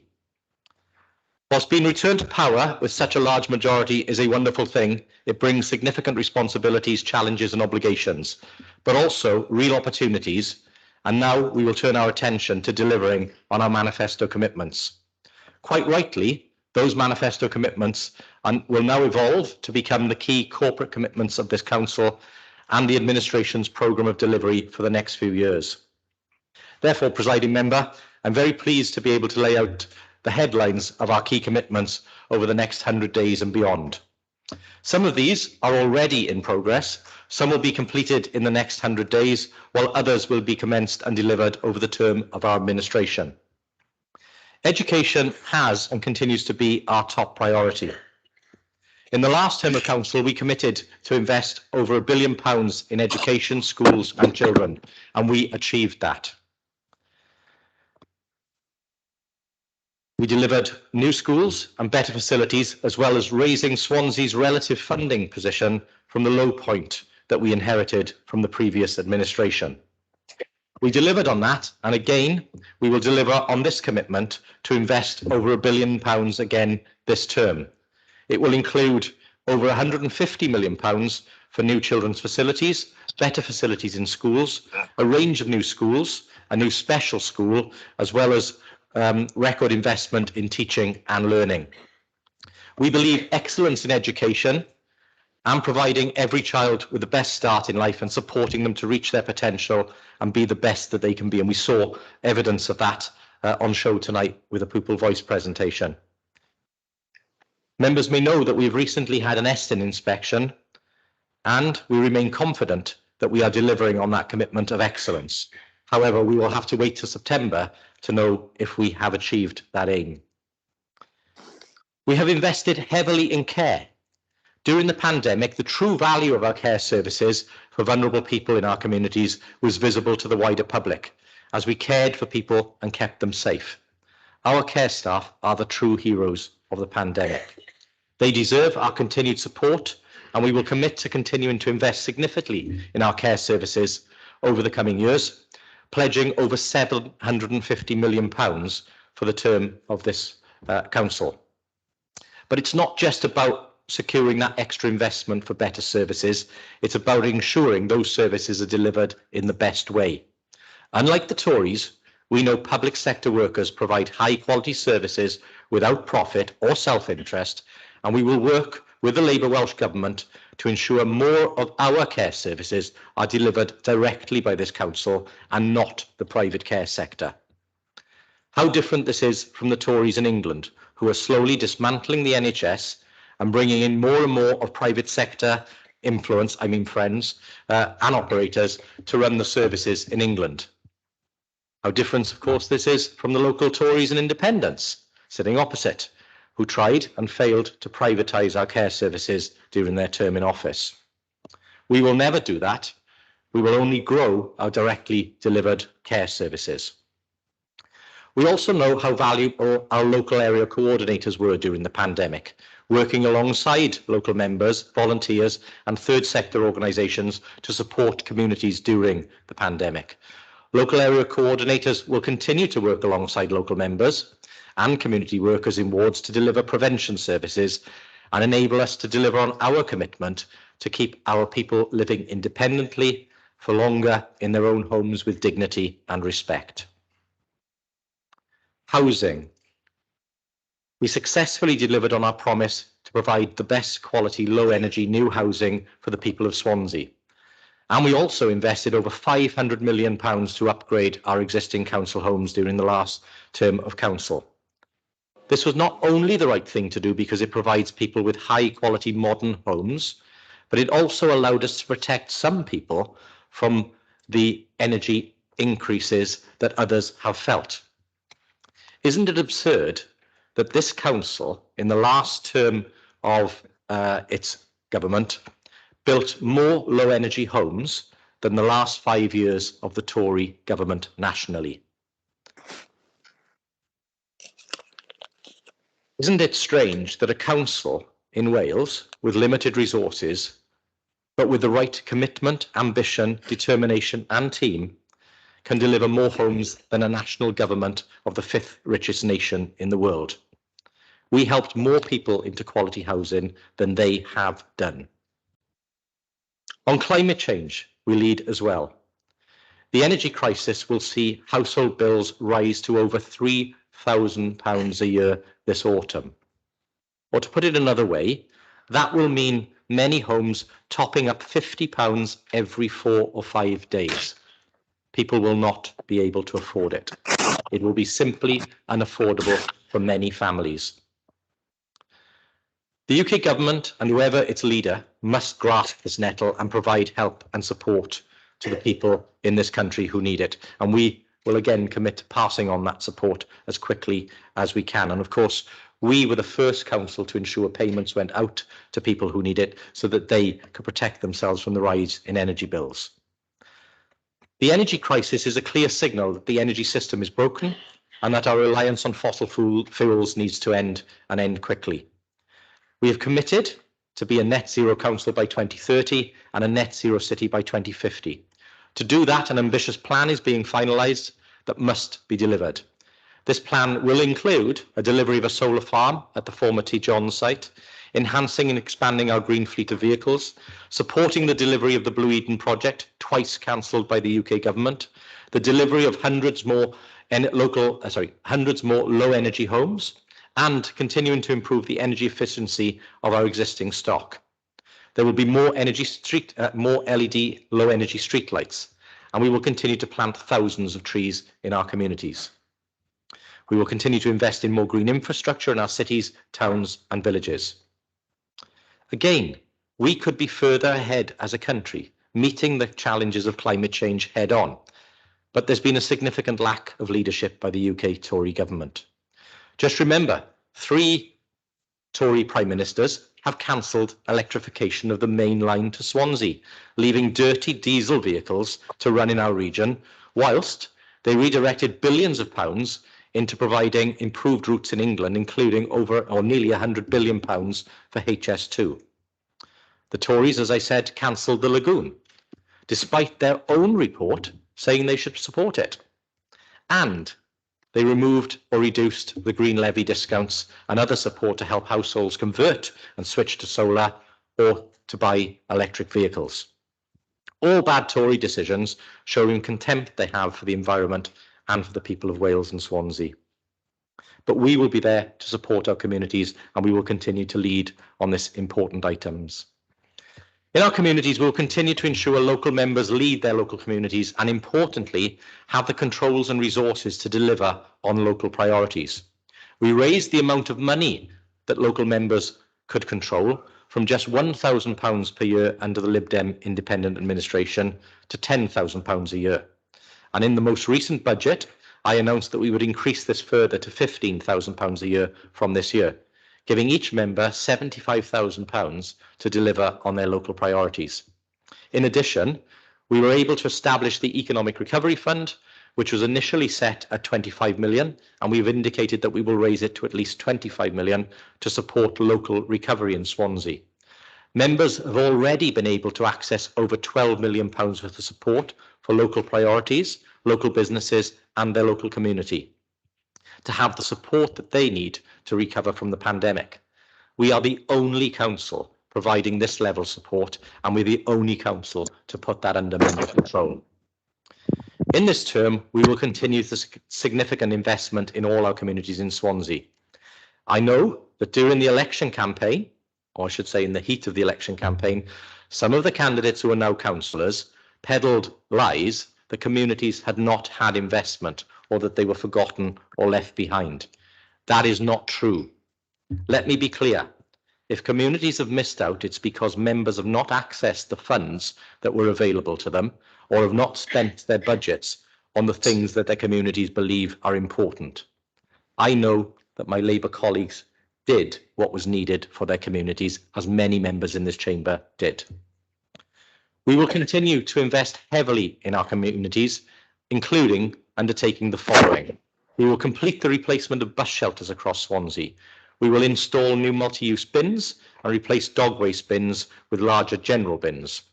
We will roll out a new drainage teams and new patch teams to enable us to improve the quality of the roads across our city. And we will also deliver on our commitment to invest £10 million to upgrade local roads. We will progress the rollout of free public Wi-Fi in communities. We will agree a new local library plan, including new community hubs based in local communities for the benefit of our local people. We will seek to expand public space protection orders, giving police and enforcement officers more powers to deal with antisocial behaviour, and we will work with the police to improve visibility of local policing.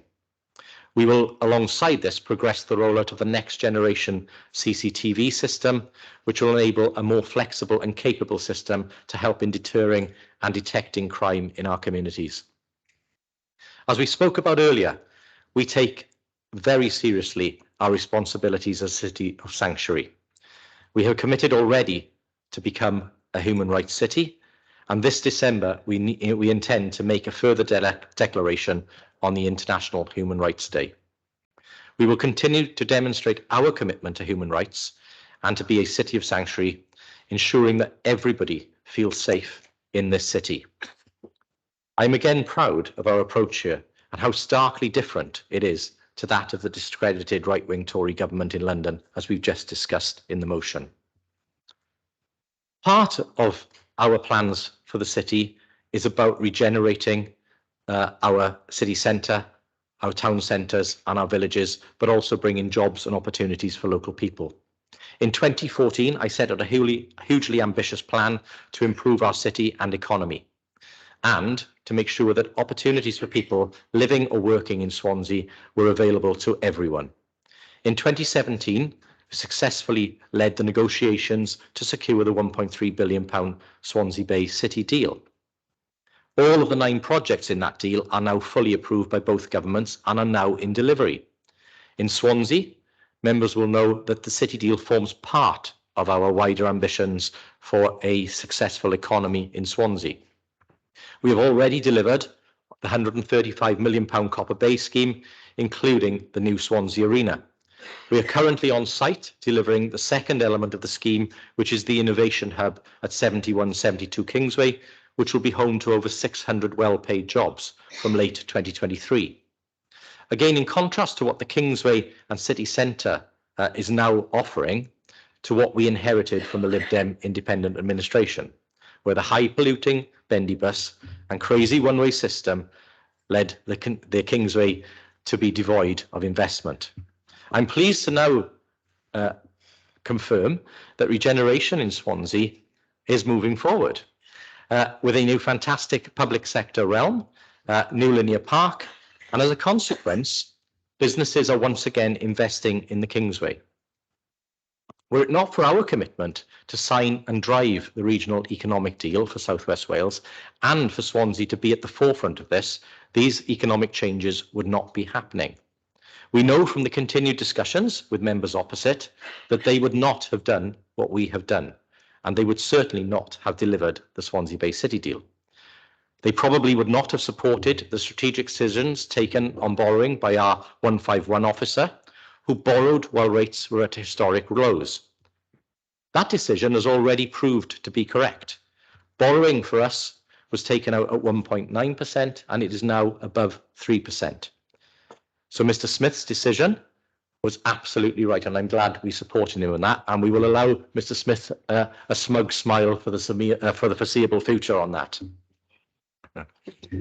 As a result of our decisions and our ambition, we now have an economic boost for our city centre of at least £17 million this year.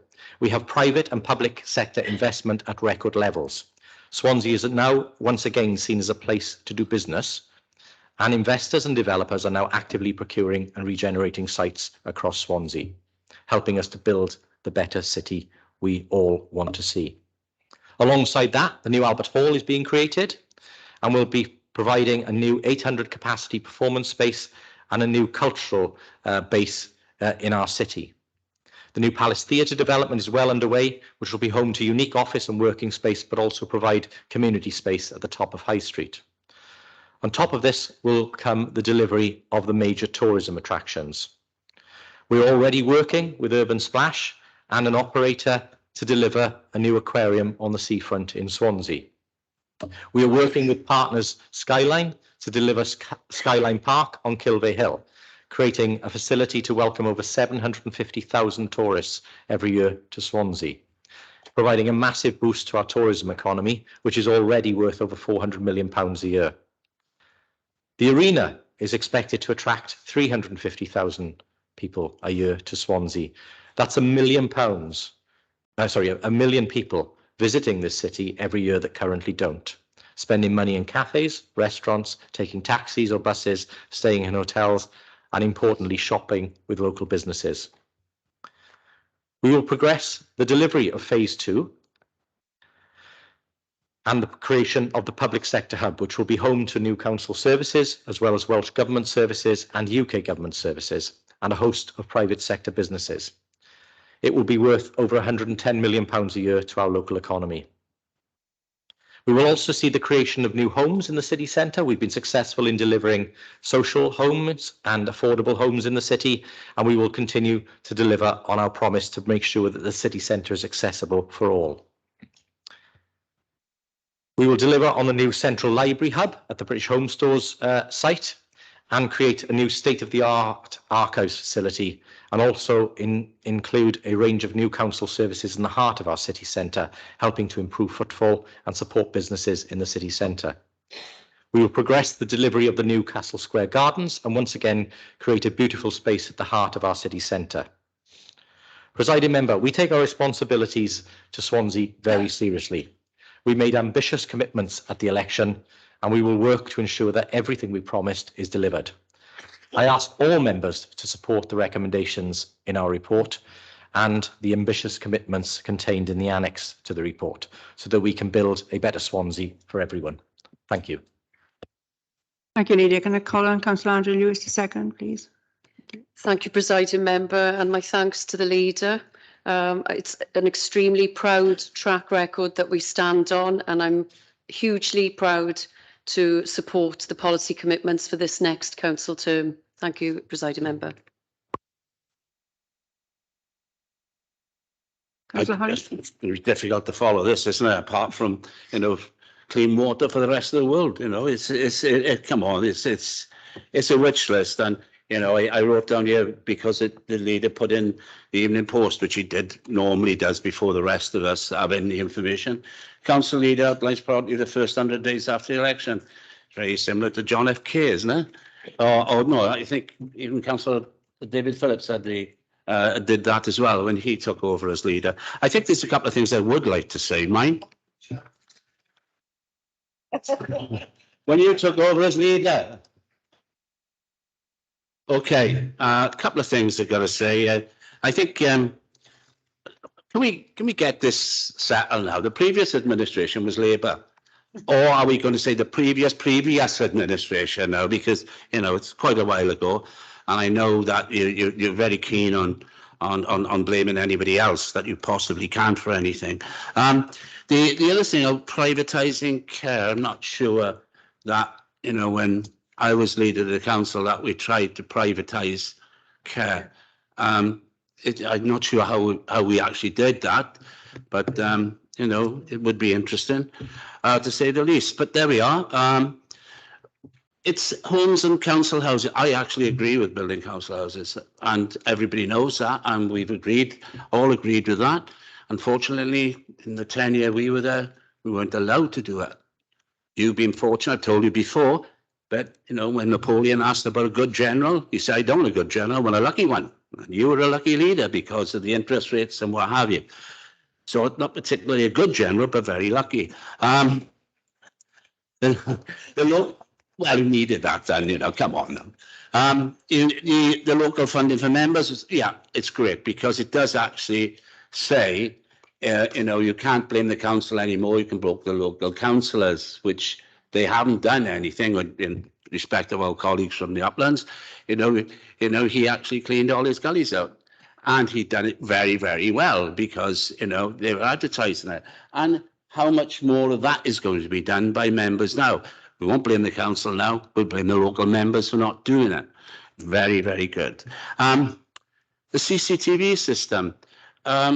interesting to hear you say that, because I think at some stage there will be a need to have a discussion and a scrutiny about it, because I think, you know, what CCTV brings, yes, there is some, you know, information for the police and other people, but there's also, dare I say it, an element of it which is intrusive into people. So I think we need to understand what the rules are, because if you remember when it was originally set up, we had an officer who actually set up the rules for CCTV and were adopted by other people, other organisations. And it was also very interesting to hear the leader saying, "Oh, we would not have borrowed like he has borrowed." Well, if we hadn't borrowed, we wouldn't be sitting here. We had to borrow money to clear up the mess you left this building in. Well, you started it, I didn't. The mess this building was in, you had to have circuit breakers on every socket outlet because there's a possibility of electrocution. So do not tell me that we would not have borrowed. We had to borrow to do this. And we also did something called the Leisure Centre, which you closed as well. So, you know, to say all these things again, quite interesting. There is one item in here which I have to say I found quite interesting, to say the least. 2.46, Council committed to retain the Welsh National Air Force Air Show in Swansea. Obviously, you know, when it's something set up for free, although we did that, by the way, when it's set up for free and successful, I don't blame you carrying on with it. The one thing I do think is, which I think you'll have to explain at some stage, and we can deliver and align it with a net zero carbon targets. Now, I'm not sure how much you know about jet aircraft and how much you know about jet fighter aircraft, who accelerate at enormous rates and use up gallons and gallons and gallons of fuel in seconds. I can't remember the exact figures from years ago, but I do think a tornado, or as it is now, typhoon, is a little bit more economical. When it actually accelerates from about 250 knots to something like 800, it burns the equivalent of about 20 tons of fuel. I loved it. Did you enjoy the air show? Yes, I did. But that's why we set it up, you see, Presiding Member. And that's why you carried it on, because it was a good idea, like many of the other ideas. But anyway, I have to say, what can anybody say about this? You know, your commitments are wonderful. We'll just have to see how they go along. And let's hope that we live in a prosperous, happy and delightful world at the end of it. Thank you, Leader. Thank you, Councillor Holly. Councillor Lynn Jones. Thank you, Presiding Member. Can I say we support many of your ambitions and, you know, for the city, because I think it's great that we're developing the city centre, you know, for the future. But I think in your comments, Leader, there were one or two omissions. And that was that you forgot to say that the UK government had protected 34,100 jobs through the furlough scheme in Swansea. And without that, the economy in Swansea would be shot. We provided support for 7,000 people on self-employed individuals. Also, don't forget the vaccines as well, which would have badly affected our economy, and 485,000 vaccines, thanks to the UK government, were delivered in Swansea. Throughout the area, to keep us safe, 206 more police officers throughout the force. So those are good. We support the building of council houses. I believe that they're really important, but I think taking the right away from council tenants to be able to buy them is not acceptable and should be reversed. The other thing I would say is that you know, a lot of other money, which you said in the budget speech, had come from the UK government, and certainly money for the Economic Recovery Fund. And I have that in writing, that the original source of much of the extra money for that was from the UK government originally. So there's a lot, well, I've got it from an email from this council. So I'm afraid it is correct, I'm told. But, you know, so all that extra money from the UK government has helped you to deliver what you have in Swansea. And I think you should be thanking them for that contribution. Well, you may laugh, but it's a fact. In fact, we wouldn't be here today if it wasn't for the UK government and their vaccination programme. We would not be here today because in much of Europe, that's not happening. So, you know, you can laugh, but these are facts. And those are the jobs that have been protected. And these are things that you really need to recognise. Otherwise, you're living in a silo. Thank you. Councillor Peter May. Thank you. Very supportive of the aspirations that come out. Normally, when you get documents like this, the devil's going to be in the detail on delivery. A couple of things that I would see first of all is if we're talking about commitment to planting trees and everything like that, which I totally support. I think possibly the administration will have to look at the ability to maintain existing trees and also the more commitment they're coming on, because I do get the sense that the current service that we do provide is stretched, to say the least, when we're looking at chopping back overgrowth of trees on our highways and stuff like that. So I hope that as well as planting them, they'll look at maintaining the trees that they plant too. Obviously, devil's in the detail. Council will continue to invest in parks and play areas. Could we have an update from the leader at some point in time, or the relevant cabinet member, of where we are and you know, which parks will be in the future? You know, I'm sure it'd be helpful on that too. The one that I'm a little bit at odds with is with the litter bin policy. I would really support more litter bins going in, but what I feel is, and I'm sure it's shared in other communities across the city, it's replacing the ones that have been taken away over the last 5 to 10 years. Numerous times have we had litter bins taken away because people are using them to get rid of domestic waste. So the department's automatic response is to remove the litter bins. In fact, only this week locally, we've had the threat of one being removed. So I'd like to seek an assurance that there'll be no further litter bin removals. And we will in fact actually service the existing ones we've got and possibly look at providing deterrents for people who put domestic waste in litter bins to stop them being taken away in the first place, if that makes sense. And the other bit of constructive comment I just have to wind up is on the matter of removal of dog bins. It hasn't really gone down very well at the moment. People aren't really encouraged by having to put their waste, or their child to put their waste in a bin that is now going to be shared with dog feces or dog feces bags. So those are just the observations, but I'm generally supportive of the document. Yeah, I look forward to responding on this one. I'll take them in order then. So Councillor Holly thinks I'm a lucky leader.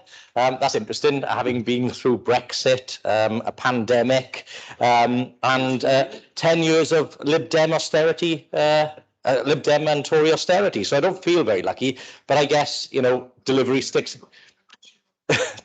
Delivery sticks in the throat, and I think the point is, when you put our record against the previous administration's record, they just simply don't compare. They're not of the same scale. Previous. I'm grateful for you raising social care. I'm sure we can go back over that, because I remember Mark Childs, who obviously has departed us now, chairing the scrutiny committee, which turned back the plans that were being presented by the Lib Dem administration, independent administration, to actually put social care in the hands of the private sector. In terms of Kingsway, yeah, we had to do something with that. I mean, I think part of my job over the and David's job over the first few years of the new Labour administration was actually clearing up the Lib Dem mess, and we had to spend lots and lots of money doing that. But I think what we've achieved in terms of the Kingsway is now a much better environment. It's a place where people choose to be, whereas before it was a dual carriageway which was polluted with very few functioning businesses on it. In terms of housing, both to you and to Councillor Jones, I mean, I think first of all, yes, I do accept that you weren't able to build houses at that time. That was something obviously Mrs Thatcher and the Tories stopped councillors doing. But we set out our ambition. We went to Welsh Government, we lobbied for the right to build, and we made sure we had and built the capacity to do that. And we didn't just build ordinary council homes or ordinary social homes. We built high-end homes which gave people very, very low energy bills, making sure that they had the best quality housing they could possibly have. And to Councillor Jones on the right to buy, let me just put it into numbers for you.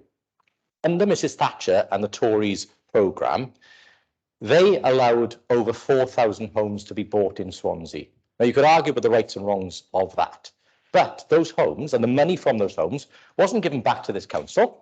It was taken by the Exchequer in London. So we had no way to replace the homes that had been sold. And just to put it in numbers again, 4,000 homes taken out of the supply by the right to buy. 6,100 people currently on the waiting list. That could be as low as 2,100 people today if the right to buy hadn't been put in place. And that's why it should never make a return in Wales. It's a disgusting policy. CCTV. Councillor Holly, yes, we can share the details with you on that. In terms of CCTV, it's about procuring a next generation system which is more flexible. We're working as well with the teams to make sure it's being able to be monitored in a much more sensible way. But again, it's about providing CCTV in communities and being able to move it when we need to hotspots. In terms of drains, again, I commend Councillor May for his efforts to steal our efforts there. Councillor May has used his community budget effectively and spent to procure extra services from this council, utilising the extra drainage teams that we've made available so that we can now clear drains far more regularly than they were being done. But well done to Councillor May for passing off Labour efforts as the Uplands Party's successes. In terms of the air show, yes, it is a fantastic success. We had over 250,000 people visit again. But again, Councillor Lewis is working with others to make sure that we turn that show into something which has a very low, or if not net zero, footprint in future years. And that will mean possibly changing the makeup of the shows, as well as adding other elements to it, and also looking at how you set up the supporting elements of the show as well, in terms of things that suppliers and operators can do. In terms of emissions, you mentioned, Councillor Jones, 34,100 jobs protected during the furlough scheme. Yes, and of course, we're very grateful for Rushy's help on that one. It doesn't seem to be flavour of the month currently in the Tory party, though. But of course, it was the way in which the Welsh Government continued that support that set Wales aside from the way in which England dealt with people coming out of the pandemic. The support in England ended earlier than it did in Wales, and that's the difference that the Welsh Government was able to make in terms of making sure the support was there for longer and was targeted differently in Wales. In terms of the money that you mentioned we should be grateful for, well, here's one for you, Shared Prosperity Fund. I was in a meeting with ex-Minister O'Neill just before the election. We were looking at various models that we could use to distribute money to Wales. We could have used the existing European model, which would have seen £190 per head coming to every person in this region. But oh no. What the Tories have opted to do is to go for a model that produces £155 per person in this region. And Simon Hart, the ex-Secretary of State for Wales, I got to remember to say ex in front of every other minister now, but the ex-Minister of Wales didn't appear to even fight for the people in his constituency. That is appalling. So £35 per head of population across the South West Wales region has been redirected by the UK government to other areas of Wales. Where might you think it has gone? Well, could it have gone to Tory areas, do you think? Could it have gone to areas where they are looking for support? It hasn't followed the previous model, which is sending the money to where the areas of need are, and that's a disgrace. And I continue to barrack the UK government and whoever the next minister is to put that right. And then finally, in terms of parks and play areas and litter bins. Okay, so parks and play areas. I'm very proud that this administration, the only administration anywhere in the UK to guarantee to upgrade every play area in the city. We're going to continue with that programme, and that will continue to roll out over the next 18 months or so. Councillor Francis Davis, when he's here next, I'm sure will give you further details. In addition to that, we're also proposing to bring forward further place efficiency funding to enable us to ensure that accessible equipment and accessible access to all of our play areas is something that Swansea leads on, again, setting us apart from everybody else. And in addition to that, of course, we have a commitment to invest in skate areas across the city, and we will continue to bring forward plans for that. On the litter bin policy, can I just be clear? It is not a political point. It is something that we talk to officers about regularly. And I would say this very clearly. I think Mark Thomas made the statements when he was cabinet member. The provision of new bins in wards will be something that will be discussed with members. The proposal is to remove the existing dog bins because we find that people often think they're full when they're not. People put stuff on top of them, but also there's a separate collection route that needs to be there to service them. We are proposing to replace those with multi-use bins, which are ones we hope will not create those problems. We're also going to be trialling bins with sensors in them in certain areas so that we can detect when bins become full. What will happen is there will be discussion with ward members about the exchange of those bins. So no wards should have any less bins as a result. And again, in the point that I think Councillor May made, again, there should never be an occasion where a bin is removed without consultation with a member. That should always happen, and that's certainly the assurances I've sought and Councillor Mark Thomas sought previously, and I know Councillor Sarah Anderson will be currently pursuing as part of our litter bin policy. So that is a really good investment, again, that we were able to make. And then finally, I don't think Councillor Holly intended to say this, but these aren't just happy dreams or ambitions. These are physical commitments that now form part of the programme of work for this council. And as I said at the start of this, they reflect very much what the children of our city have said that they want to see. So, I'm very proud as a Labour leader and as a Labour administration that what we are proposing is in line with what the youth of today want and what the people of Swansea want. And as I said, we are committed to delivering it. And if our previous record is anything to go by, we will deliver it. I neglected to say, presiding member, that we will abstain on this because it is a policy decision by the council. And as a result, it is your policy, it's your manifesto effectively. So you were putting it forward. I will admit that the free bus travel that the kids wanted, let's be fair, that was a good one. Oh, that was always. I have Miss Stewart Rice who's online, so I'm going to call him in now before we go to the votes. And then I got Mary as well. Okay, so Stewart. I think it's only a point actually. No, I got Councillor Rice first. Councillor Jones. Councillor Rice. Good evening, everyone. Thank you for the opportunity to make comments on the policy commitment statements, Leader. There are a few things that I think are just important areas to look at within the statement.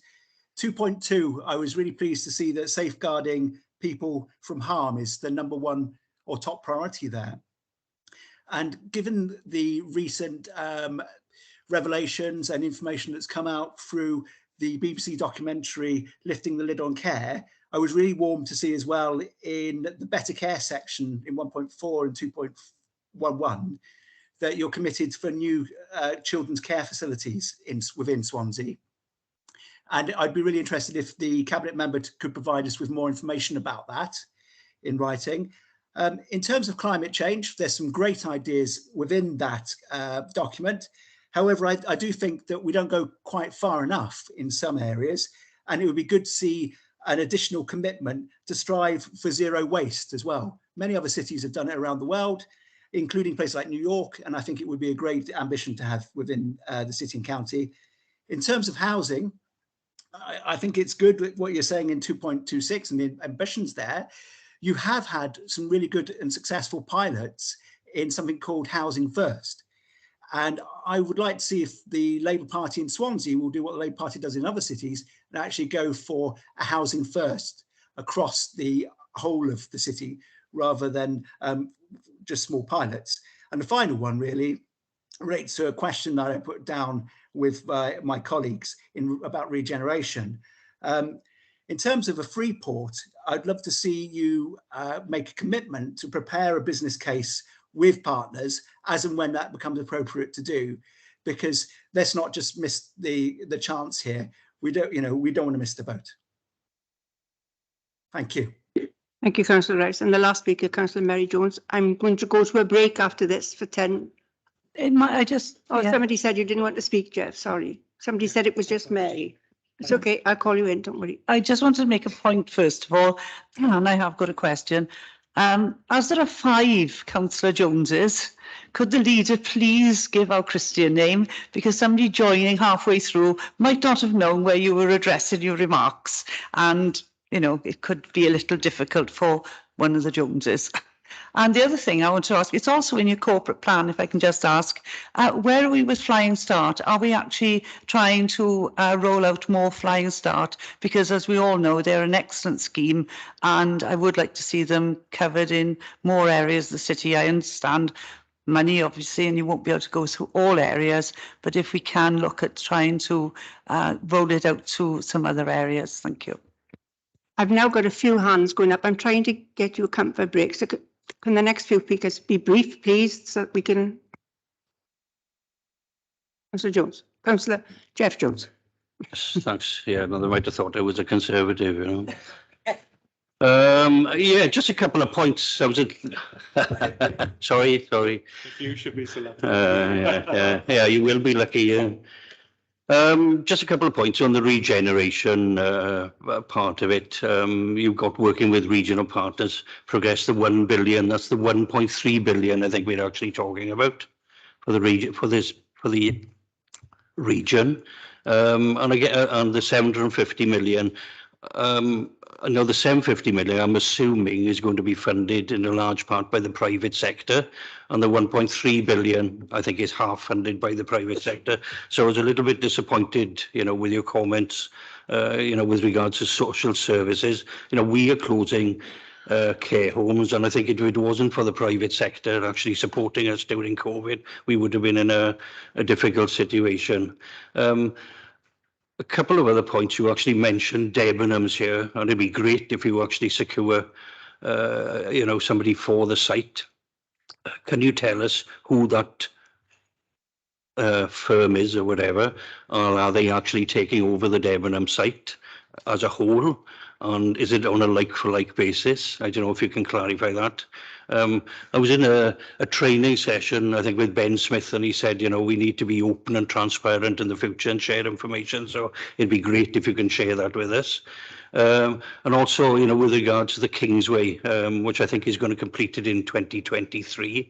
I know a lot of talk in the past has been about high-tech jobs and so on, and it's talking about new businesses.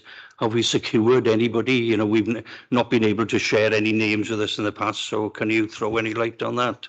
Thanks. Okay. Just quickly then, in the order that they've come, yeah, I do agree with Councillor Rice in terms of safeguarding, in terms of zero waste ambition, certainly in some areas of the council, but obviously we've exceeded the Welsh Government's targets on waste every time, and we've got plans in place, obviously, to move to the more ambitious targets that the Welsh Government are bringing in. But yes, we'll continue to do more on that. We've got a very good record. In terms of Housing First, yeah, I do take your comments on that. We have done the pilot, and Councillor Lewis again is working to expand the Housing First model again to help more people. In terms of the Freeport, I can confirm discussions are going on across the region and with other regions of Wales around Freeport bids. Ideally, I think, at least 2 free ports in Wales, but that'll be a matter for the UK government in terms of how many they gift or allow Wales to have. At the moment, though, we are still in the position where we do not have a huge amount of information from UK government on the process for bidding for a free port in Wales. So that will need to be clarified, and that's part of what we will need to raise with the new administration. In terms of Flying Start, yes, Mary Jones, Councillor Mary Jones, yes, we are continuing to look at options for expansion, and in terms of the most suitable location, in fact, we were talking about that this afternoon in our discussions. In terms of Councillor Jeff Jones, just to be clear on the numbers there, in terms of the 1.3 billion, yes, you're correct, that is the city deal total. In terms of the £1 billion, that's the city centre regeneration plan. So that's if you tot up all of the investment potential plans for the city centre, they come to more than £1 billion. And then the 750 million is the strategic partnership number that we've signed with Urban Splash. And of course, they will be bringing forward their plans for the first two sites, which are likely to be the Civic site, Phase 2 of Copper Bay, and the St Thomas Station site will be their first moves. In terms of Debenhams, whilst I would love to be as open and transparent as I can, that can't take me into the realms of crashing commercial confidentiality. We had a very sensitive stage of negotiations, but once we were able to share the successful names of the people that we intend to bring to Swansea, we will do so at the earliest opportunity. Likewise, in terms of the Kingsway, I am informed by officers that we do have the first tenant for that building. But of course, we are at the point where we are confirming the end opening date, the completion date, and we expect to sign more tenants as we get closer to that date. But again, we are confident that we'll be able to sign up a number of high quality tenants into that development. Right, I've got two more speakers, then I'm closing the debate. Okay, so Louise, if we can be brief, please, and then Peter Black. Yeah, very quickly. Just wanted to come back on the comments of Councillor Rice and Councillor Jeff Jones about investment in care. Absolutely committed to safeguarding and investing in our care services, in both adult services and children and family. And we have not in Swansea had the issues that have been reported in the media with some other local authorities in terms of putting young people young people in care into B&B. So we're expanding our provision of in-house residential care. We're looking at developing more a bank of sort of foster carers, a specialist hub of foster carers for children with more complex needs, and also looking to rebalance our provision of in-house care for adult services as well. So absolutely committed to that. That's Peter Black. Yeah, thank you, Chair. Just a very quick question in relation to the commitment to £10 million for repairing roads. Could I have some indication of what timescale is?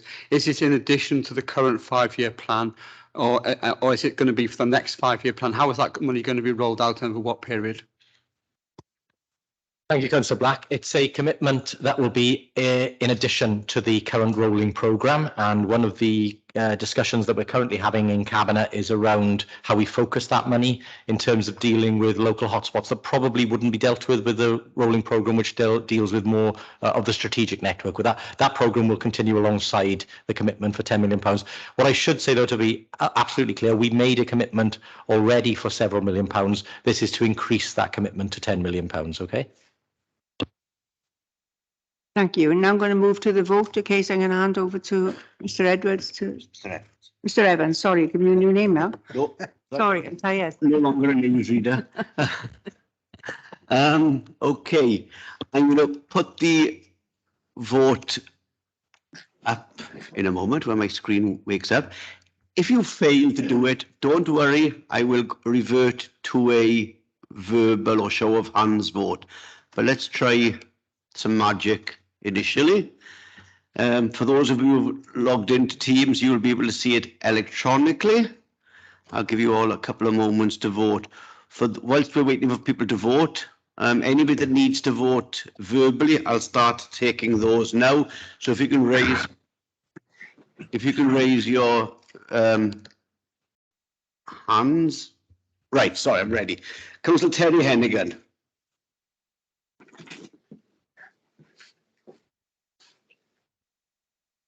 Sorry, Councillor Jess. Pritchard, sorry. Mine went blank. Who am I looking at? Councillor Fogarty. 4. Councillor Leslie Walton. 4. Councillor Keaton before. I missed that, sorry. Councillor Keaton. 4. It's a good test for my name recollection, this is now. Councillor Doyle. Councillor Doyle. Councillor Erica Kirshner. 4. Councillor Mike White. 4. Lewis. Councillor Wendy Lewis. 4. Matt Jones. Councillor Matthew Jones. Councillor Mike Lewis. Councillor Mike Lewis. Councillor Rob Stewart. 4. Councillor Jeff Jones. No, mine's gone, but Which one? Councillor Hannah Lawson, apologies. Couldn't see. 4. Thank you. Councillor Andrea Lewis. 4. Councillor Nick Matthews. Sorry, Councillor Nicola Matthews. 4. Councillor Sam Bridgefield. Hang on, I'm going to speed this process up. It appears most of you are voting verbally, so we can use by show of hands if that's going to be easier for everybody. For those 4, please raise your hands. Okay. Those against? Right, that's fine. And abstentions? Okay, so I need to check the ones online very briefly. I can see that's the way you're into. That's fine. It's the majority is clearly there. Give me a moment, everybody. Will I?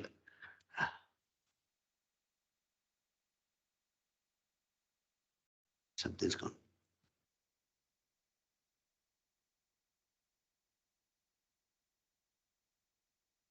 Okay, that's the majority is 4. Thank you, everybody. Yeah, that's right. Thank you very much. Hugh, I haven't voted. Nothing's come up on my computer. Sorry.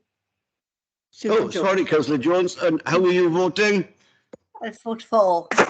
You're 4. Thank you very much. Okay, and I'm going to give you a 10-minute comfort break, so if we can be back in the chamber by 7:25, please. Thank you.